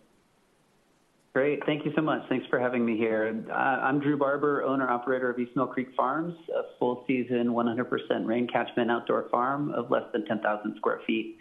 I am a small farmer and not supportive of this initiative. Many of my colleagues have expressed the problems with implementing this initiative, as have the county staff. I respect and do feel the challenges that the petitioners are experiencing and have been experiencing in their neighborhoods. And in many ways, I'm in line with some of the language that I hear them using to market their initiative. The initiative does make an end run around the cannabis permitting process that so many of us have been spending years of our lives building and improving.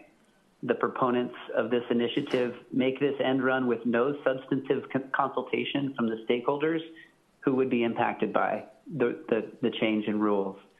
This lack of public process and stakeholder input is evident in the ways that the initiative fails to reflect the nuance of cannabis permitting and regulation to make it functional and compatible with our communities.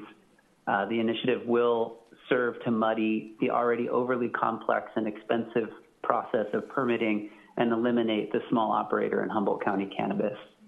The signers of this petition have been convinced to sign this petition, what I believe is based on false and jumbled claims of what it will deliver. The initiative claims that this small group of individuals, a lawyer and several upset community members, will do a better job of regulating cannabis than the tens of thousands of hours and more than 5 years of work put in through public process, much of which took place right here in this room. So yeah, thank you to the board for not approving this today, and I hope that this initiative won't be approved in the long run. Thank you. All right, thank you, Drew. We'll go on to 4509, followed by 0746. To the board for not approving this today, and I hope that this initiative won't be approved in the long run. Thank you. All right, thank you, Drew. We'll go on to 4509, followed by 0746. 4509.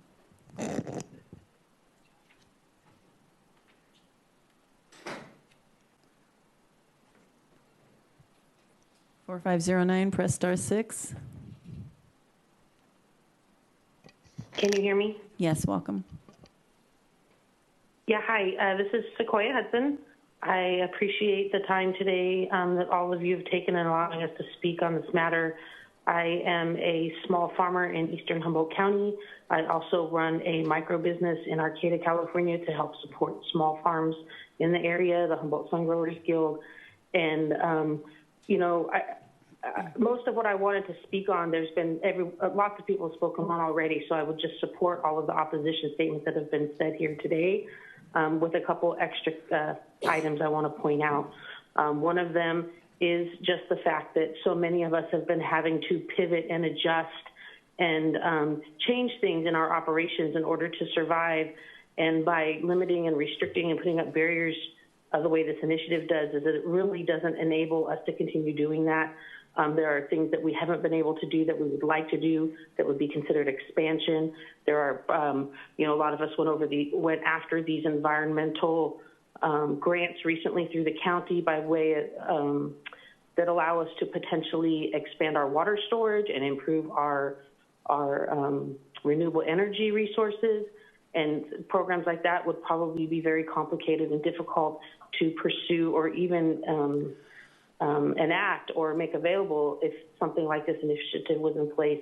And I feel like the more that a program is rigid, as in this initiative, the less we're able to fluctuate and change our business models and be able to adapt and survive. And so the process that this initiative has gone through has really been frustrating, where we haven't had the opportunity to give input. And I'm just really super proud and appreciative of the community that has stepped up today to offer the information and the knowledge and the expertise that they have about this initiative. And it would have been really nice to have been able to offer that and had some discussions prior to the initiative already being set in stone, where there is now not an opportunity to change anything or adjust anything or be able to recognize that maybe there are some errors or some things in it that should have been either worded differently, not included, or maybe even included. And so it's really unfortunate that this is the process that's happened and how we've come to this place in time today. What I would really like to do is really encourage your board to, it's unfortunate that you are restricted to so few options, and it seems like the only option is to go ahead and have it placed on the ballot, but with the caveat of getting a staff report and doing an assessment on the impacts. I really feel like that is the path forward in understanding how does this initiative actually impact people? What are all these assumptions that we're making, all these fears that we feel, are they valid, and why are they valid or not valid? And offer that up as information and actual facts so that we can be able to circulate in the community the truth about what it does and the impacts that it makes. And that's about all I have to say. Thank you. All right, thank you, Sequoia. So next we have 0746 followed by 7974. If you're 0746, press *6 to unmute. Hello, I'm Indy Riggs. I have a small 3,000 square foot cannabis farm. And I'd like to start by just saying this would be the nail in the coffin for me, like so many others.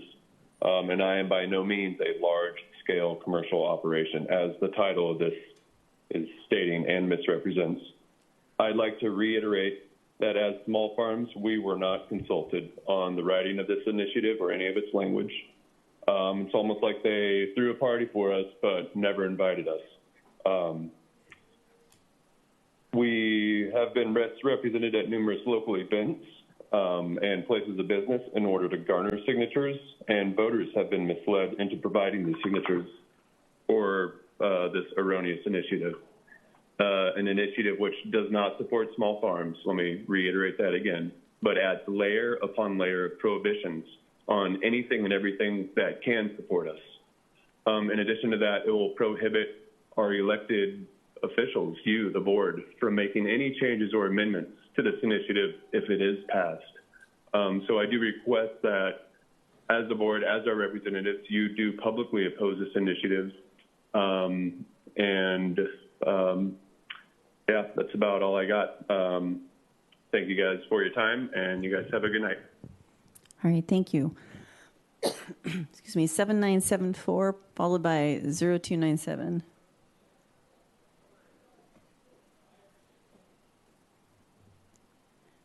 Hello, everyone. My name is Stephen Liu. I wanted to reach out and make some comment tonight because I feel like my project was one of the catalysts for this initiative, and that was not my intent.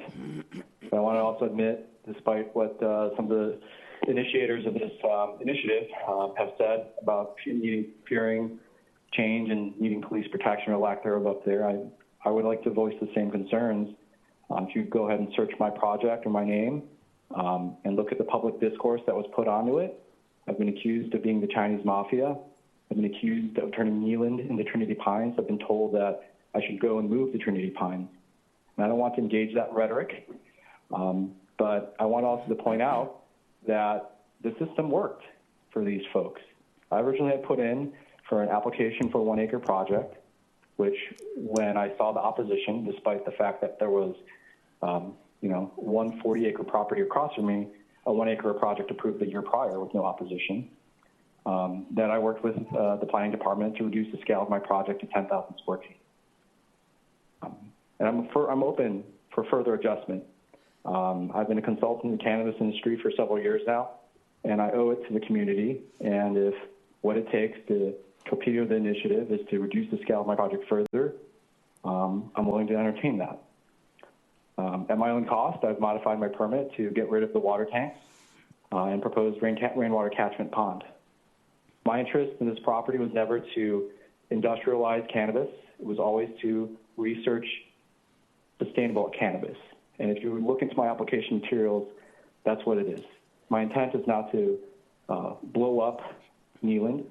My intent is to build a homestead, raise a family, and have kids out there, and pursue my passion, which is sustainable agriculture and sustainable cultivation, with or without cannabis. I've been looking to partner with researchers as well as the original stewards of the land, the tribes, to propose restoration projects, research a native wildflower that's prevalent on my property, to propagate and to pursue sustainable native plant agriculture. These are the values I have, despite what's been presented in the media, despite what's been presented. And I feel like a lot of the folks tonight here that have been speaking about their farms, their practices, and their values, which lie within the community and lie within a sustainable business here in the county, echo that. I just want to put that out there. And, and I apologize, I'm full of a little bit of emotion right now because of how this case has been presented and how this has impacted not only myself. All right, thank you. Personally. Thank you very much. Before I go to the next speaker, we still have 15 signed up, and I know our brain power is like waning here. Seriously, we want to hear people's stories, but if there's a way you can be more to the point of this, they support the motion or don't, it could be helpful, because at this rate, we're still going to be in public comment for about an hour. We'll see how this goes, but I'm just asking people if they have the ability to be a little more concise. That could be helpful to get through everybody. So, Nikki's the next one, 0297? That's correct, Madam Chair. Okay, 0297, press star 6. I'm going to make you say it next time.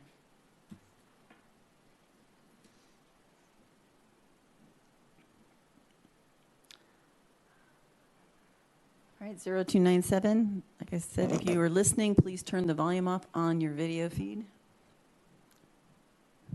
Anything yet? All right, we're going to skip and come back. We'll go to 0444. Press star 6 to unmute.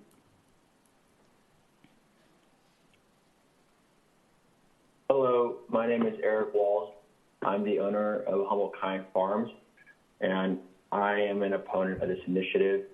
I would like to say I support the comments made by Natalie Delap and Ross Gordon from HCGA. And I would just like to say that on several occasions, I witnessed this group canvassing for signatures at various county events. When you look at their bullet points, it sounds very catchy. Mega grows, protect water, reduce trash, all things that I agree with and believe in.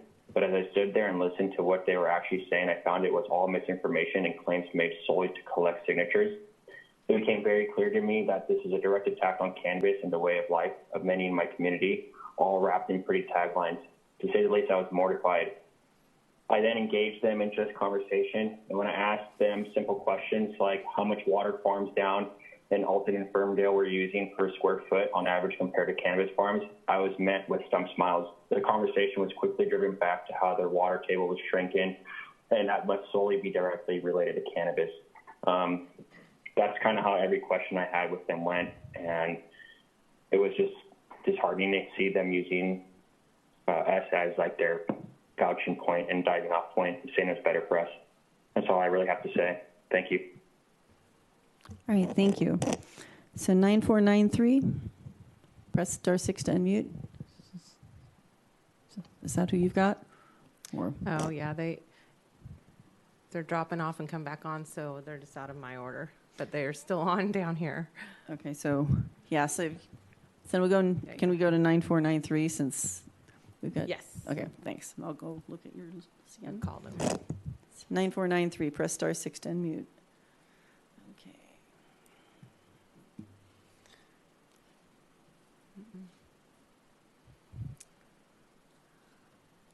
9493, are you still there? Nope. All right, Well, they're still there. They're just not unmuting. Okay, well, we'll come back. I'll go up to the top of it. We're going to start at the list again since I think 5798, is that the closest on yours? Okay, 5798, followed by 5375. No, wait. Hi, good evening, supervisors and community. This is Hannah White, owner-operator of Emerald Queen Farms. I am in opposition to this initiative, and I support the county seeking staff report and analysis. I know everyone's tired. I think it's really important that the public has the opportunity to understand the extreme cost burden that this will put on general taxpayers and the fiscal burden that this, just county staff time, more community time. This is a waste of our time. I appreciate the time to speak, and we'll let you guys move on to the next caller. Thank you very much. All right, thank you, Hannah. So 5375, star 6 to unmute.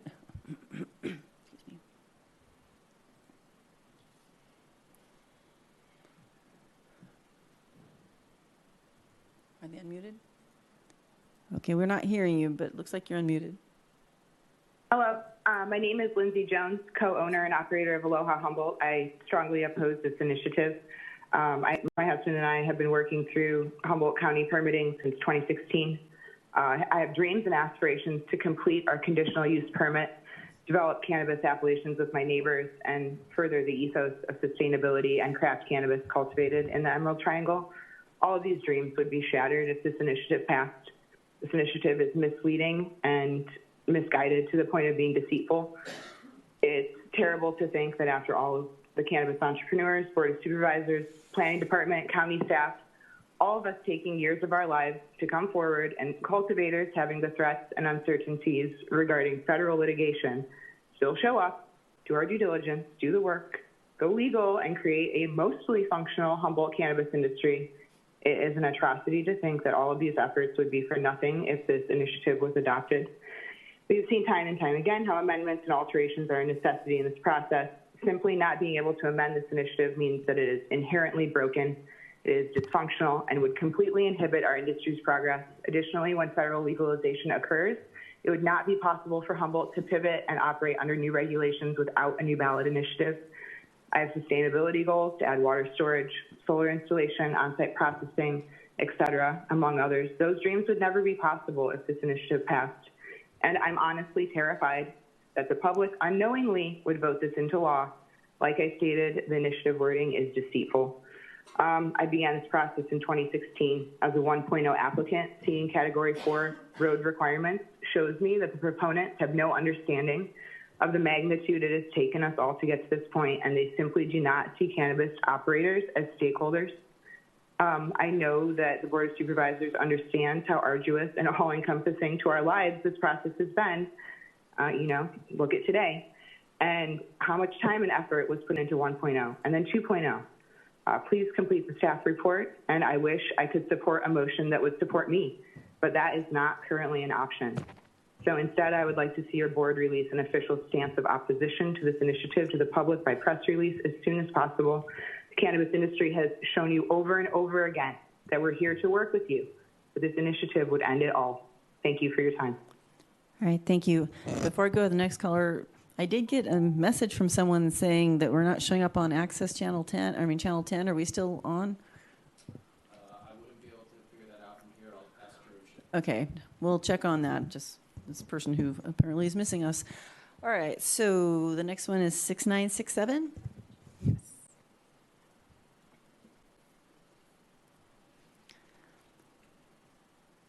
All right, press *6 to unmute.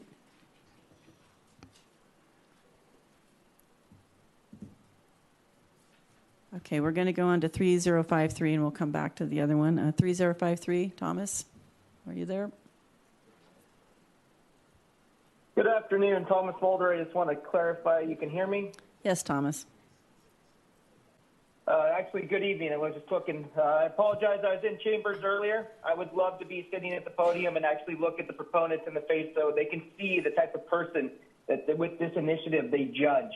They talk so negatively about people they've yet to even ask to have coffee with or meet or talk or learn more about them. This is one of the worst initiatives in history. I feel the signatures were collected under false pretenses and wish all signatures would have to be verified. I support having a report coming back. I think that's a great idea. I also encourage the county, if it's legal, to figure out if there is legal recourses, if it's ever found through legal actions that these signatures were collected under false pretenses. As many speakers before me have commented, this isn't about the money. This is about our passion and the fact that we chose to invest our life savings to protect and preserve this heritage so we can pass this legacy on to the next generation. It's not about us before you. It's not about us commenting. It's not about those in the chambers. It's about the next generation. What can we preserve and protect? And this initiative does everything to tear that apart. It is so flawed, and I have so much emotion that I will refrain from those. But I really wish they would do the research. I hope they go home tonight and they really think, wow, is this really what I was after? Just because I didn't want a 1-acre grow in my backyard. Thank you for the opportunity to speak. All right, thank you, Thomas.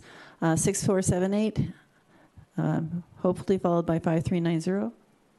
6478, press *6 to unmute.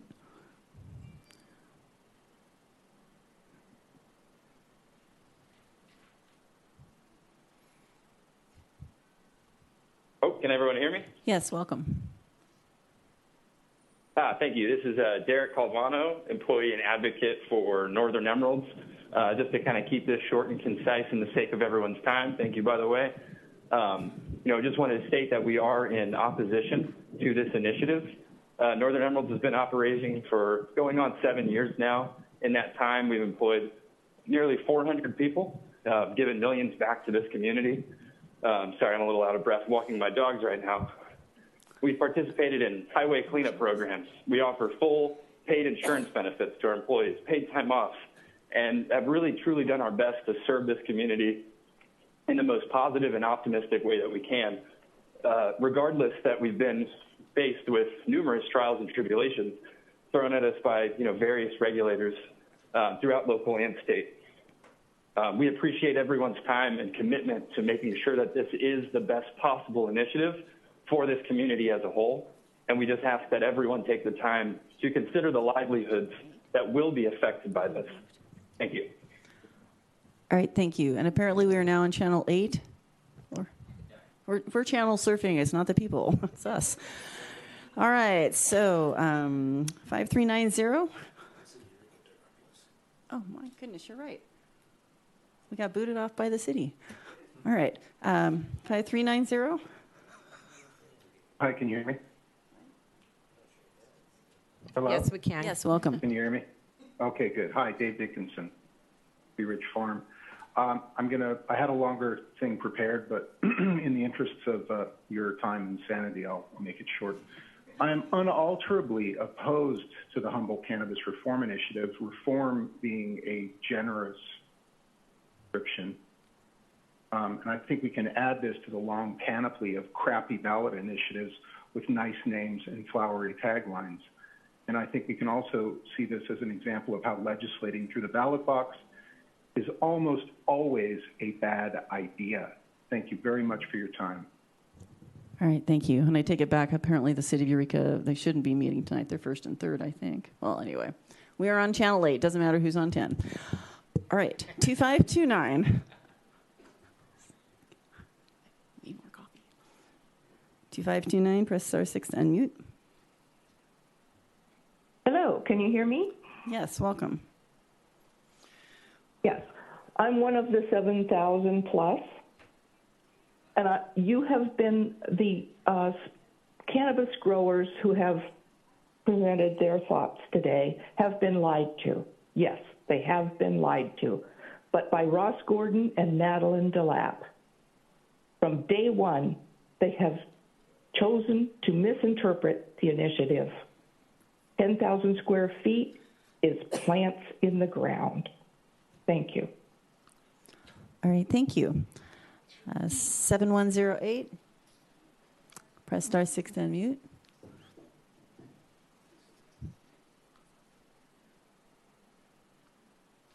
Hi, this is Bonnie Blackberry, and I've been listening to everybody, and I know there's a lot of concerns with the farmers, and I would say the people that have spoken today are people that are doing the right thing, but there's a number of farmers out there that aren't, and I feel like this initiative, it's got the signatures to get on the ballot, so that's going to happen. It sounded like unless county can come up with some changes in their ordinances to address these issues that were brought up rather than just, well, we're against it, but is there any recognition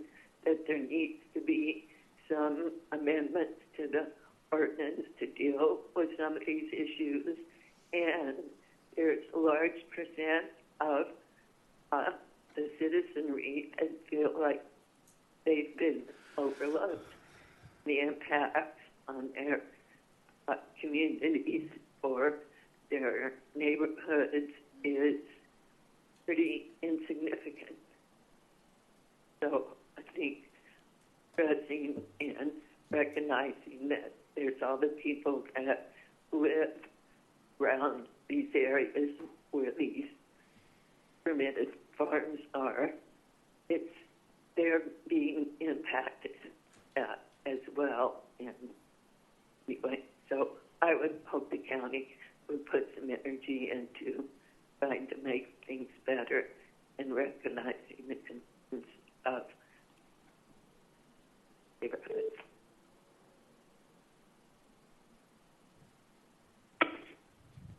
Okay, thank you, Bonnie. 0297, is that next? They dropped off? Now they're at the end. Okay. We'll get there eventually. 0116. I believe that's you, Ash. This is on this specific item. Hello, can you hear me? Yes, welcome. Yes, Ash Teeter here.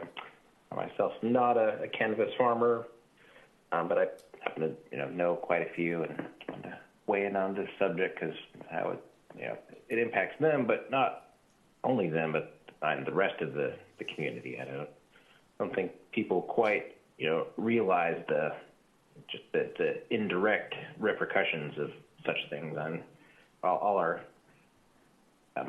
people were saying before, the tourism, our housing prices. You want your housing prices to go down because if the cannabis industry kicks the bucket, then that affects everybody's housing price. Property values will just fall. It's not just this issue. It's kind of it seems almost like a coordinated effort to drive the little guys out. And you combine this with all the incremental taxes from farm to sale. It's kind of devastating what's happening. Really like people to consider that, just the broader implications of what it's doing to the community, because it's going to be bad for everyone if this and issues like this keep passing. It's just not good for the industry at all. Thank you. All right, thank you, Ash. We have 3556. Press *6 to unmute. Just a reminder, there is 3 minutes, but if you can say what you're thinking in less, it's greatly appreciated at this moment. My mind.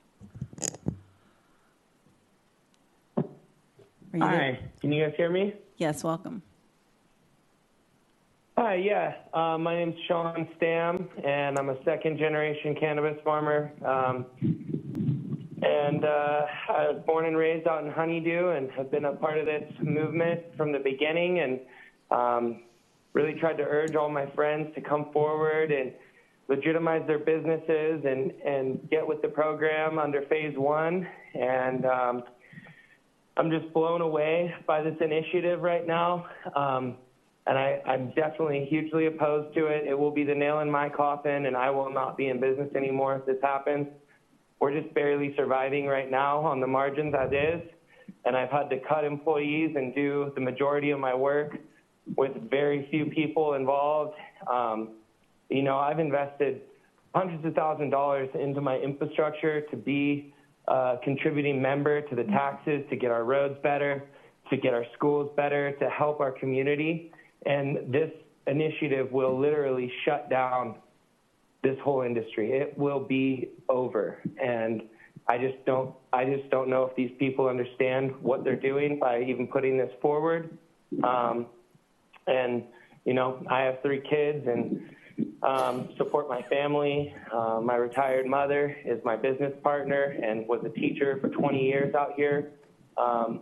We're literally doing everything we can just to keep our business alive right now, and to have another hurdle to jump over in the midst of one of the most restrictive counties that there is already.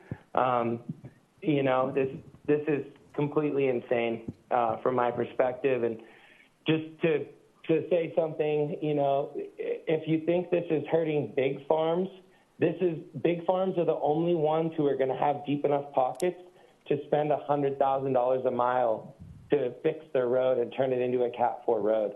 The county roads aren't even Cat 4 roads hardly out here, which we are where the center of this industry started out in southern Humboldt. So I hope hope you guys hear everybody that's coming forward and shut this thing down. I hope you pull it back and redraft and talk to your neighbors and stop trying to power trip on everybody and ruin a whole industry. It's one of the only industries left in our county. You know, it already, fishing, logging, they've already both been decimated by overregulation and taxation, and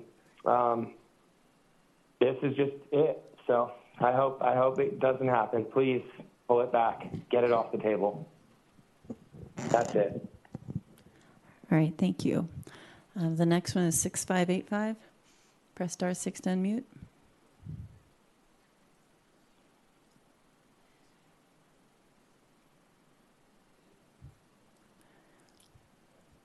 Hello, can you hear me? Yes, welcome. Thank you. Yes, my name is Roger Weger, and that I've helped to get multiple licenses and gone through the process through the county there for distribution, manufacturing, as well as processing, and also helped out the farmers regarding getting licensure and so on with them. And those and by the way, I'm against the initiative entirely. The reason why is the fact that the initial application process and all the elements that had to be achieved in order to basically be legal at this moment were extraordinary. And furthermore, the number of licensees that are probably still in force today that have already dropped out relative to the economy or their finances and what have you has already impacted that entire county to a great degree. So this initiative, although is misdirected, and then in turn, it's also been put forward to whereby it can't be changed and things along those lines. And so it was, a very large thorn that they put out on a very difficult industry. Just to survive in this environment is going to take everything that these farmers have just to manage that. So your county is going to be losing so much of what they've attempted to gain as well as build, and the economy will suffer as a result. Thank you very much. All right, thank you. 7834. We have a caller ahead of them, but they're just coming out of order. Okay, well, I'm just going to whatever's at the top. It's fine. I'll find them. It just might take me a second. Okay. On the top of mine, I have 7834. They keep calling, raising their hands, dropping off, calling again. I'm trying to put them in the order. Okay. But yeah, so we'll just go by your list, and I'll make sure that I find them. 7834. Press *6.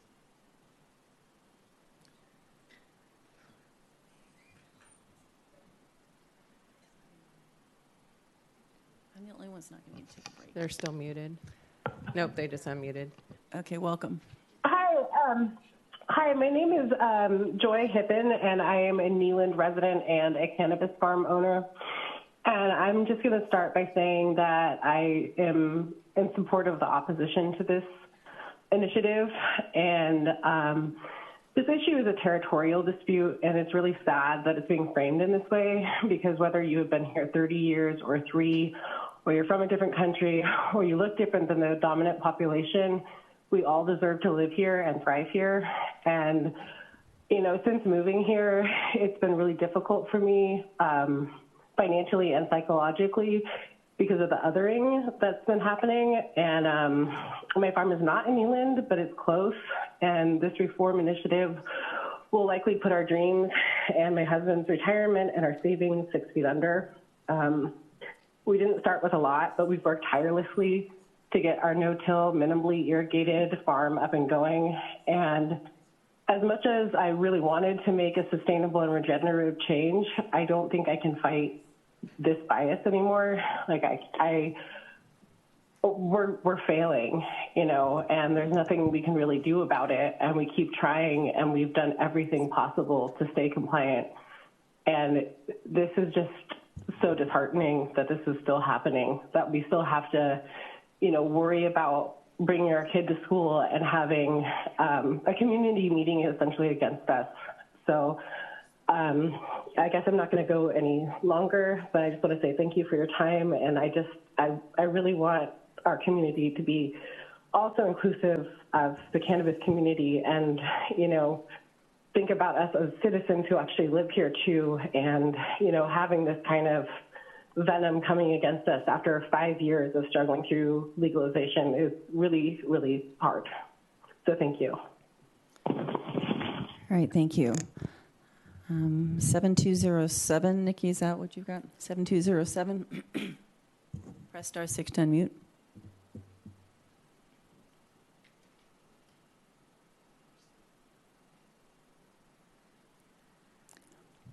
Are you there? Hello. Hello. My name's...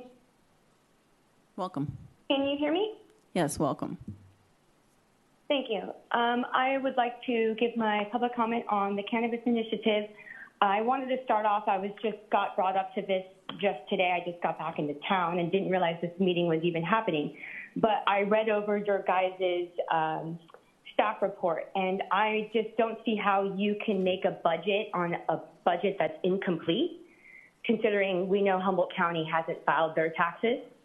And I find that, you know, increasing a budget seems a little bit ridiculous, considering I have emails that I have written the county. Excuse me, caller, excuse me. What agenda item are you on?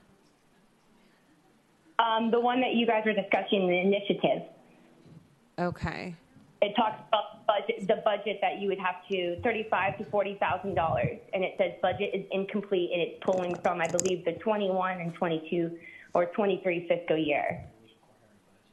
And I want, you know, you guys are already understaffed. Most of us are trellis grant applicants getting money already from Humboldt County to make these changes, to become in compliant. And, you know, as someone that has received the trellis grant, 2 of them, you know, I have to pay taxes on that grant, which isn't cheap. You know, so basically you're looking at all of our money being gone. And so, you know, just to reiterate everything everybody's been saying again to you guys. But I just wanted to point out what I saw written by the staff on why you guys should approve this initiative, which I found to be ridiculous. Thank you. All right, thank you. Nikki is 1467. The next one you have, okay, 1467.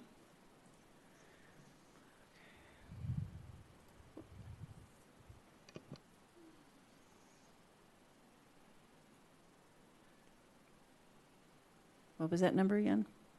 1467. 1467. Press star 6 to unmute. There. Hi, this is Dylan Mattoll. I'm calling you from Honeydew. I'm sitting in my living room with a bunch of neighbors who are also cannabis farmers. I'm also sitting here with a couple of my friends who are former employees who are no longer employed because of the state of the current cannabis market. I'm an active community member. I am absolute to this initiative. It is not what we need. In the presentation we heard earlier, we heard about reference to the Washington Post article. I can tell you that I'm one of the farmers that was featured in that article, and what they are talking about as far as oversupply has nothing to do with Humboldt County. This ordinance will not do anything to really address some of the issues that are being complained about. My farm is permitted and licensed to grow an acre. I grow substantially less than that. I grow about 30,000 square feet of outdoor. I've invested everything that I have into this land and into this business. This ordinance, I would also say I am fully compliant. Everything is in order. There is no problem with my farm. I've never had any complaints from any neighbors. This ordinance, as John Ford said earlier, would make me now legally non-compliant. Legally non-compliant. What does that even mean? I've invested 5 years of time into this process. I am fully compliant as far as the state of California and Humboldt County says. That is absolutely ridiculous. This ordinance came about because of a project in Neyland. That specific project, as we heard earlier from a speaker, this particular project that there was opposition to was a outdoor project with full rain catchment that would have just grown beautiful outdoor sun-grown cannabis. They were because of the opposition, they were brought down to 10,000 square feet. That's where we ended up. They have built nothing there. They have done nothing. Nothing has even happened. The process actually did work for these neighbors, where they were able to object to that project and substantially reduce the square footage of it, yet they're still looking for more. This is an anti-cannabis project. I'm sorry, I had a lot of things to say. I had written them all down, but this is just, hearing everything that I'm hearing, it becomes very emotional. I'm sorry. I'm sorry, Dylan. Sorry about that. 3 minutes does go by quick. 0297.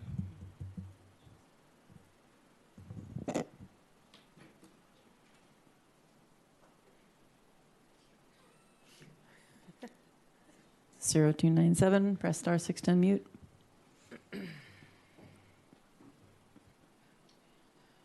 Still muted. They're still muted. Press *6 to unmute. And yeah, we can move to the next. We can keep them on. They're muted now. Yes, welcome. Hi, my name is Dave Munich. I'm the owner and farmer of Humboldt Renegade Farms in southern Humboldt. We are under 10,000 square feet and strictly water catch. We 100% oppose the initiative. We are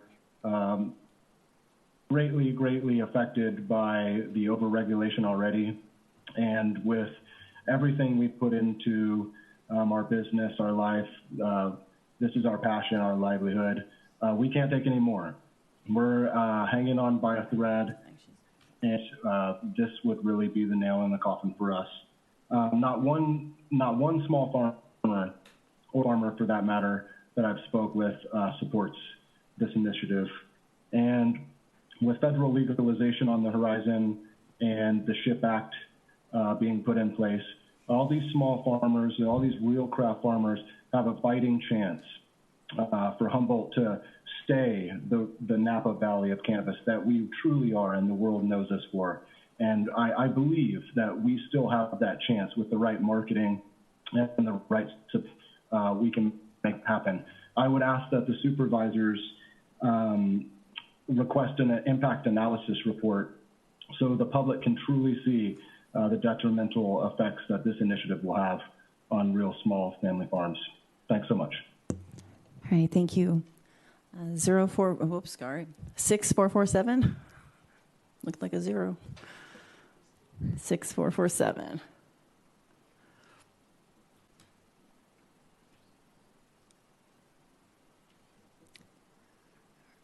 All right, 6447. Press *6 to unmute.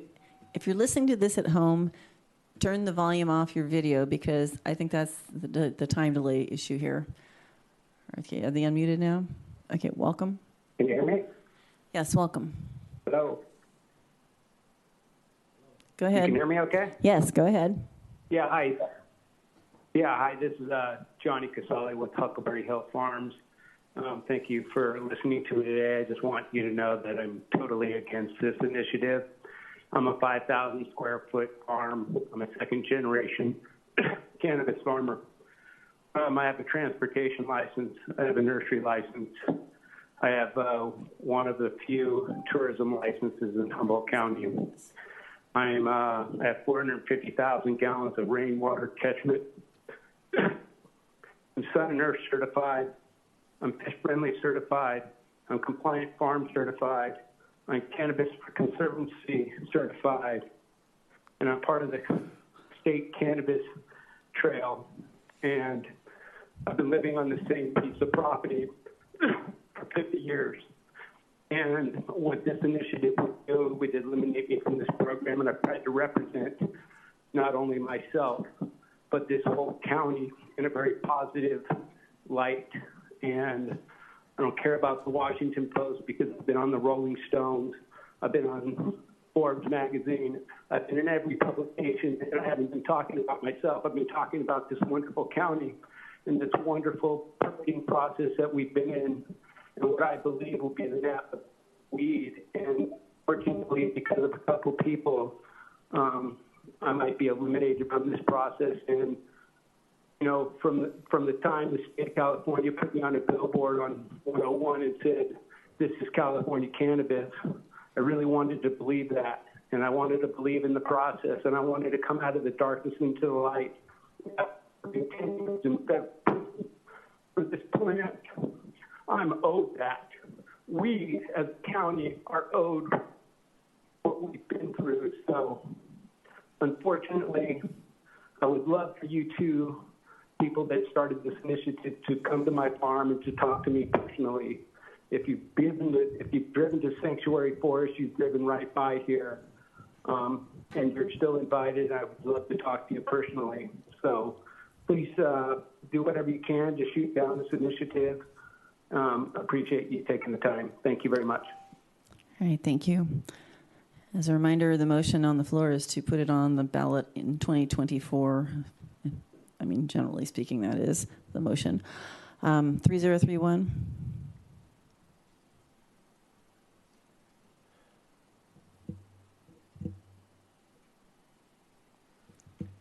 Press *6 to unmute. Hello? Hello. Welcome. Yes, this is Graham, and I oppose this amendment to the planning and general plan, local coastal plan, and county code amendments initiative. If there's going to be any kind of change made to cannabis growing in Humboldt County, I would rather see something done with the so-called illegal or gray market growing operations, where instead of sending the sheriff in to arrest people and rip up their crops, I'd rather see you send a tax collector and a environmental person out there to tax them and also make sure that they are not doing any harmful things to the environment. I think that would go a long way to helping the situation with the marijuana growing here in Humboldt County. We really need to promote the growing of marijuana here and make it much like Napa County is to wine. We need to have Humboldt County to marijuana so that we have an actual thriving tourist economy coming in to look at the growing plants, enjoying, you know, a tasting room, things of that nature, just like they do in Napa County with wine. Thank you for your time and listening to my comments. All right, thank you for calling in. We have 5223. Press *6 to unmute.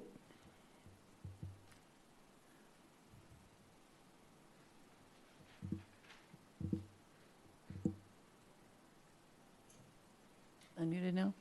Okay, welcome. It says you're unmuted. We can't hear you, though. Can you hear me? Yes. No. Good evening, and thank you for your time. My name is Jessica Mulder, and I'm a resident of Southern Humboldt. I work an 8 to 5 in the community of Garberville, and I'm in town every day. I see the impact firsthand of the collapse of the cannabis industry, and this is referring to retail stores, grocery stores, restaurants, local feed stores. I believe it would be in our county as a whole's best interest to revisit this initiative and look at the overall prosperity of our county. Our economy is reliant on the income from the cannabis industry, which is already struggling. If this were to pass, it would be the end all to most non-corporate businesses that are operating in our community today. Thank you. All right, thank you. 0330, press *6 to unmute.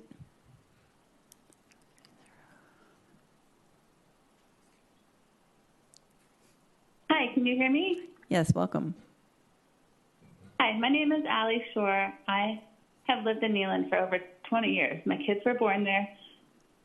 They went to school with Betsy's kids. I've been nothing but a respectful and responsible neighbor. I oppose this initiative. I own a small 10,000 square foot farm in Neyland. I know your choices are limited, so I would ask that you review it and then put it to a vote. One thing that I wanted to mention that I haven't heard anyone else say, when I listened to Betsy talk earlier, I heard her talk about consulting over 200 people. But as far as I know, none of our local cannabis farmers in Neyland were consulted with. None of the ones that I know in the 20 plus years that I've lived in Neyland has conversations with Betsy before they introduced this initiative. So I feel like a lot of what they've said has been manipulative and untrue and twisted, and I think the board sees that, and I just want to voice my opposition to this bill. Thank you. All right, thank you. We have 4422. Press *6 to unmute.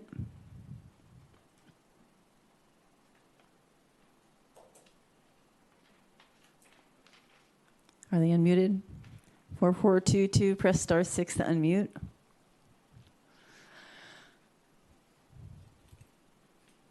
Okay, it looks like you're unmuted now. Hi. Okay, my name is Pamela Lane. I know it's getting late. I just will say I am strongly opposed. I'm from Honeydew. My son spoke earlier. He spoke well for all of us out there. And we didn't have any neighbors that opposed. I was a teacher in that area for 38 years. I've been in the school system, and this is so wrong. It doesn't. I've raised my family here. It's legal. We put our life savings, my life savings, into becoming compliant, and now we can barely. Everybody in this business that's still alive, that's still having a business right now, it's just barely scraping by. And to put these barriers up for the small businesses is only going to allow for the big corporations to come in. And it's just so wrong. I'll leave it at that. Thank you. All right, thank you. 8497. Press *6 to unmute. Are they unmuted? Welcome. Hello. Can everybody hear me? Yes. Thank you, Board. I really appreciate this time to speak of this. My name is Jeffrey Churchill. You've probably seen me in the Lost Coast Outpost on the recent write-up about this initiative, where we tried with ACGA to work with these people. It really hasn't come to fruition. They're standing strong against small farmers. I've worked tirelessly for the past 6 years trying to get my farm compliant, trying to get permits done, and we finally reached that last year. It's now there is zero money, and all we have left is our homestead, our life. It's failing. Let's be honest. For most of us, it's failing.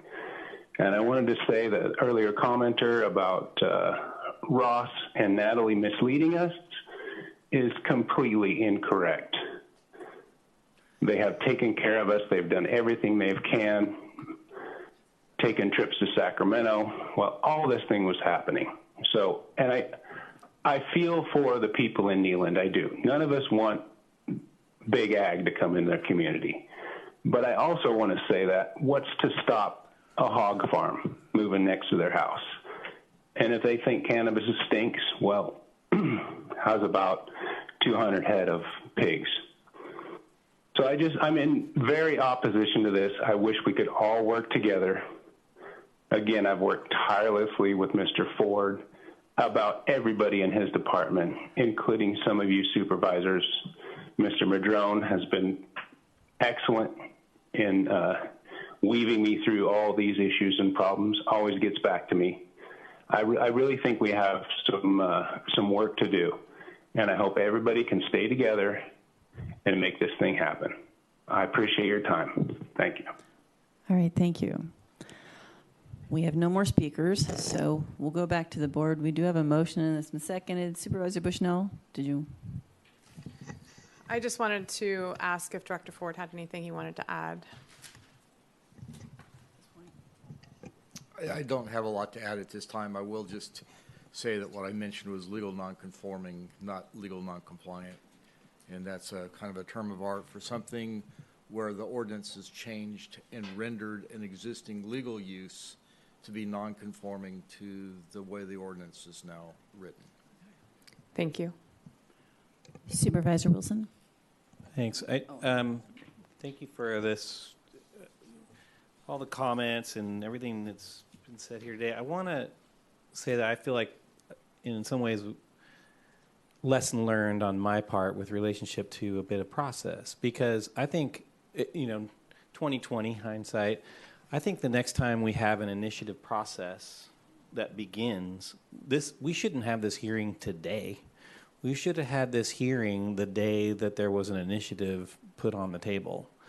I think, and just saying, just hindsight, I hadn't really thought about it because I hadn't lived through it necessarily in this way.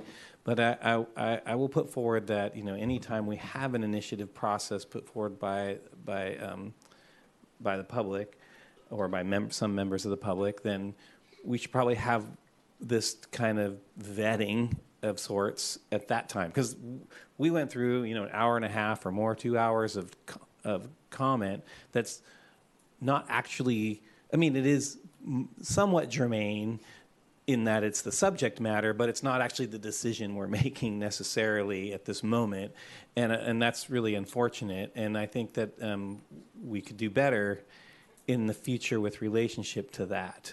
I think that would have been the time. That would have been the time, and it would have to be, maybe board initiated discussion. We wouldn't make a decision necessarily at that time. We would one way or the other, but at least we would be able to have this conversation way ahead of, the process of gathering signatures and all those other things, and then way ahead of this very locked-in situation that we're in this moment. Whether it would change stuff, I don't know, but it seems like it would be just the point at which we should have that conversation. So, lesson learned, I want to just kind of put that out there. Thanks. Supervisor Madrone. Ms. Sanders, thanks for staying with us so late. So there has been a suggestion that I received that says that proponents of an initiative can withdraw the initiative anytime up until 88 days before the election. Is that correct? It is. That is Election Code Section 9118.5. Okay, so I'm going to very briefly say what I said earlier. I know Betsy to be a person who's spent decades in this county on working on conflict resolution. And she and Mark spoke to that this wasn't what they really wanted to do. I really think it's incumbent upon us as a board to do what you just said. I know it would have been nice to start it earlier, but we still have an opportunity to work with the cannabis community. Those are the good actors. And I think we really all have to recognize there are bad actors and there are bad farms. And until we're able to separate those things and be honest about that, I don't think we're going to go anywhere locking arm in arm on protecting bad actors and bad farms, because they exist. They're not you all. I believe the people who have showed up here today are the small farmers who really care and invested their life into trying to do the right things by their neighborhood, by their community, et cetera. So I'm not going to give up hope. I really believe it is entirely possible for us as a board, working with our community, to figure out what are the things we can do to make this all better and hold on to this industry and the incredible people that have invested so much, but also protect our neighborhoods and our community. And so I'm hoping we can do that work. And it looks like we're going to have this thing in March of 04. So that gives us over a year to do this, to get this done.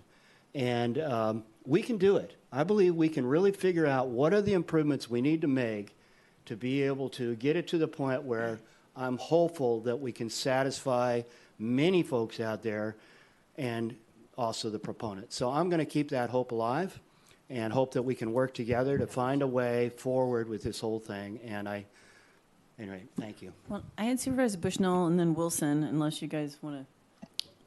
Oh, I didn't see. I want to ask the Betsy and Mark, right? Are you interested? Of course. In if working? Give you till December 1, 23 to get it together. And the only Can you use the microphone? Yes, thank you. a retired college professor. We never used them. Yes, it would be about this. I don't know that's the exact date, but it would give you a year and a month to be able to pull it off. And anything can be improved. All that I mean, we would demand though that it not just be cannabis people that are being consulted and negotiated with. You know, some people may think that we twisted arms to get people to sign this. We didn't. We spent hours. We had a flyer, a handout, and when people said, I don't sign something before I've read it, I said to them, me either. Here, read about it. So what we would need to do is to consult a broad level of the community so we can all live here. Are you willing to negotiate beyond the terms that are in the initiative right now? Do you recognize that there may be some things in that initiative that won't work? Yes. Thank you. Yes. I also need, and perhaps you could be helpful in this, I need for someone to get the small farmers that were here today to understand what the initiative really says. It does not block vertical layering of permits. So I thank you for that, and I think that we are going to do a deep dive on that, and maybe you have something to learn as well. Absolutely. And I've learned a lot already. Thank you. We hired a consultant, cannabis consultant. I want to get your number before you leave, please, because I would love to take you to some farms. Yeah, I think you have it. Thank you. Yeah. Okay. I saw Supervisor Wilson then Bone. I'm sorry if it's backwards. But sorry. Can we define for a moment, and this is a question for council, or maybe it's a question for elections. Can we define specifically the people that need to be satisfied in this change? How many of them are they, and who are they specifically? Just it? Is it just two people? They're the petitioners. There's just two people that are the petitioners that hold the power of this in this situation. I just want to be really clear about what we would hold the legal, and there's a third petitioner, Terry Desch. The three of us would have that power.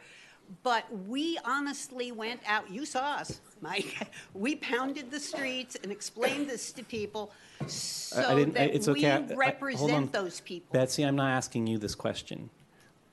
I'm asking council this question, and I'm asking our elections. I just want to be really clear about who is who the arbitrator ultimately is that has the power to pull that back, and who the entire community has to negotiate with in terms of that space. So section 9118.5 of the California Elections Code states that the proponent of an initiative may withdraw the initiative at any time before the 88th day before the election, whether or not the petition has already been found sufficient by the elections official. Okay, that's right. So basically it is the code defines it as the proponent of the initiative. So that would be... So ultimately kind of elected by the signers of the petition to hold that power. Okay, I want to, because that is the dynamic that we're having. We're part of the power dynamic as elected officials in this situation, and then you all are part of that, and then who is responsible to the community is part of the dynamic that we're going to have to negotiate in this, if that's really the case. And I just want to be really clear about that ultimately, because we can talk all we want, but if there's three people that hold that power, then we have to recognize it and understand it and be clear-minded about it. So that's all I wanted to be and it's not just power, it's responsibility, because responsibility is the ability to respond ultimately. So I guess I was just quoting John Trudeau. But anyways, are the three people the nice one? Is that what we're clear about then? Yes, I believe that they would be considered the proponent for purposes of Section 9118.5. I appreciate that. And with that, I'm ready to vote on what we're doing today. Supervisor Bone had a comment too. I haven't. Yeah, and we had the meeting up on Neeland a year ago, September. I think the 12th, I believe. I got an email from Mark thanking me for being there. Again, I'll deny forever that I said should grow 50 or 100 acres because I can't find anybody that heard me say that. But I do know that the meeting was robust. Again, I'll deny forever that I said should grow 50 or 100 acres because I can't find anybody that heard me say that. But I do know that the meeting was robust. Like I said, I know a lot of people up there. What we'd have to do is, and I don't know if we're going to have what you're discussing. Do we run that? Because we have the availability of all these planning commission meetings where these were all passed initially are open. So we're going to kind of shift and change the way we're going, which is fine because we're in this position. Because the way I read it, and I may be wrong, but for like a 10,000 acre farm, if they're at 10,000 acres, but if they want to add more solar or anything like that, any addition to their farm, they have to go through a whole permitting process, like starting from square one. Am I misunderstanding that? Can I interrupt just for a second? We've asked staff to do that analysis. We don't have to adjudicate that in this moment. We have asked. No, we don't. I'm okay. I just want to we got a lot of stuff to do. I just want to say we've asked staff to adjudicate that to analyze. I'll stop. Mike said to say stop. Well, I'm just saying. I think go ahead. For me, I think the question is ultimately we're going to ask staff for recommendations from that analysis on how we might move forward, either with an amended process or whatever it is. Like we're going to need some direction on what we might do to move forward to get us where we need to be. Right. The details of I appreciate your very good question and the anxieties that are being expressed here about all these details. I'm hoping that staff will come back with that and we'll be able to take it. I think Supervisor Bone was going there. And I'm probably sorry. So, yes, but are we ready to vote? We have to do a roll call vote, but it's not working. Is your thing up? Is it? Not everybody's is You're on. I got mine up. Okay, well, I'm doing a roll call vote. Supervisor Bone? Supervisor Bushnell? Yes. Supervisor Wilson? Yes. Supervisor Bass? Yes. And Supervisor Madrone? Yes. Thank you. Motion passes 5-0. So I need to take a brief break. I didn't get a chance to disappear during the thing. So if the vice chair wants to start without me, that's fine. Or, give me just 5 minutes, 10 minutes. Yeah, 5 is fine.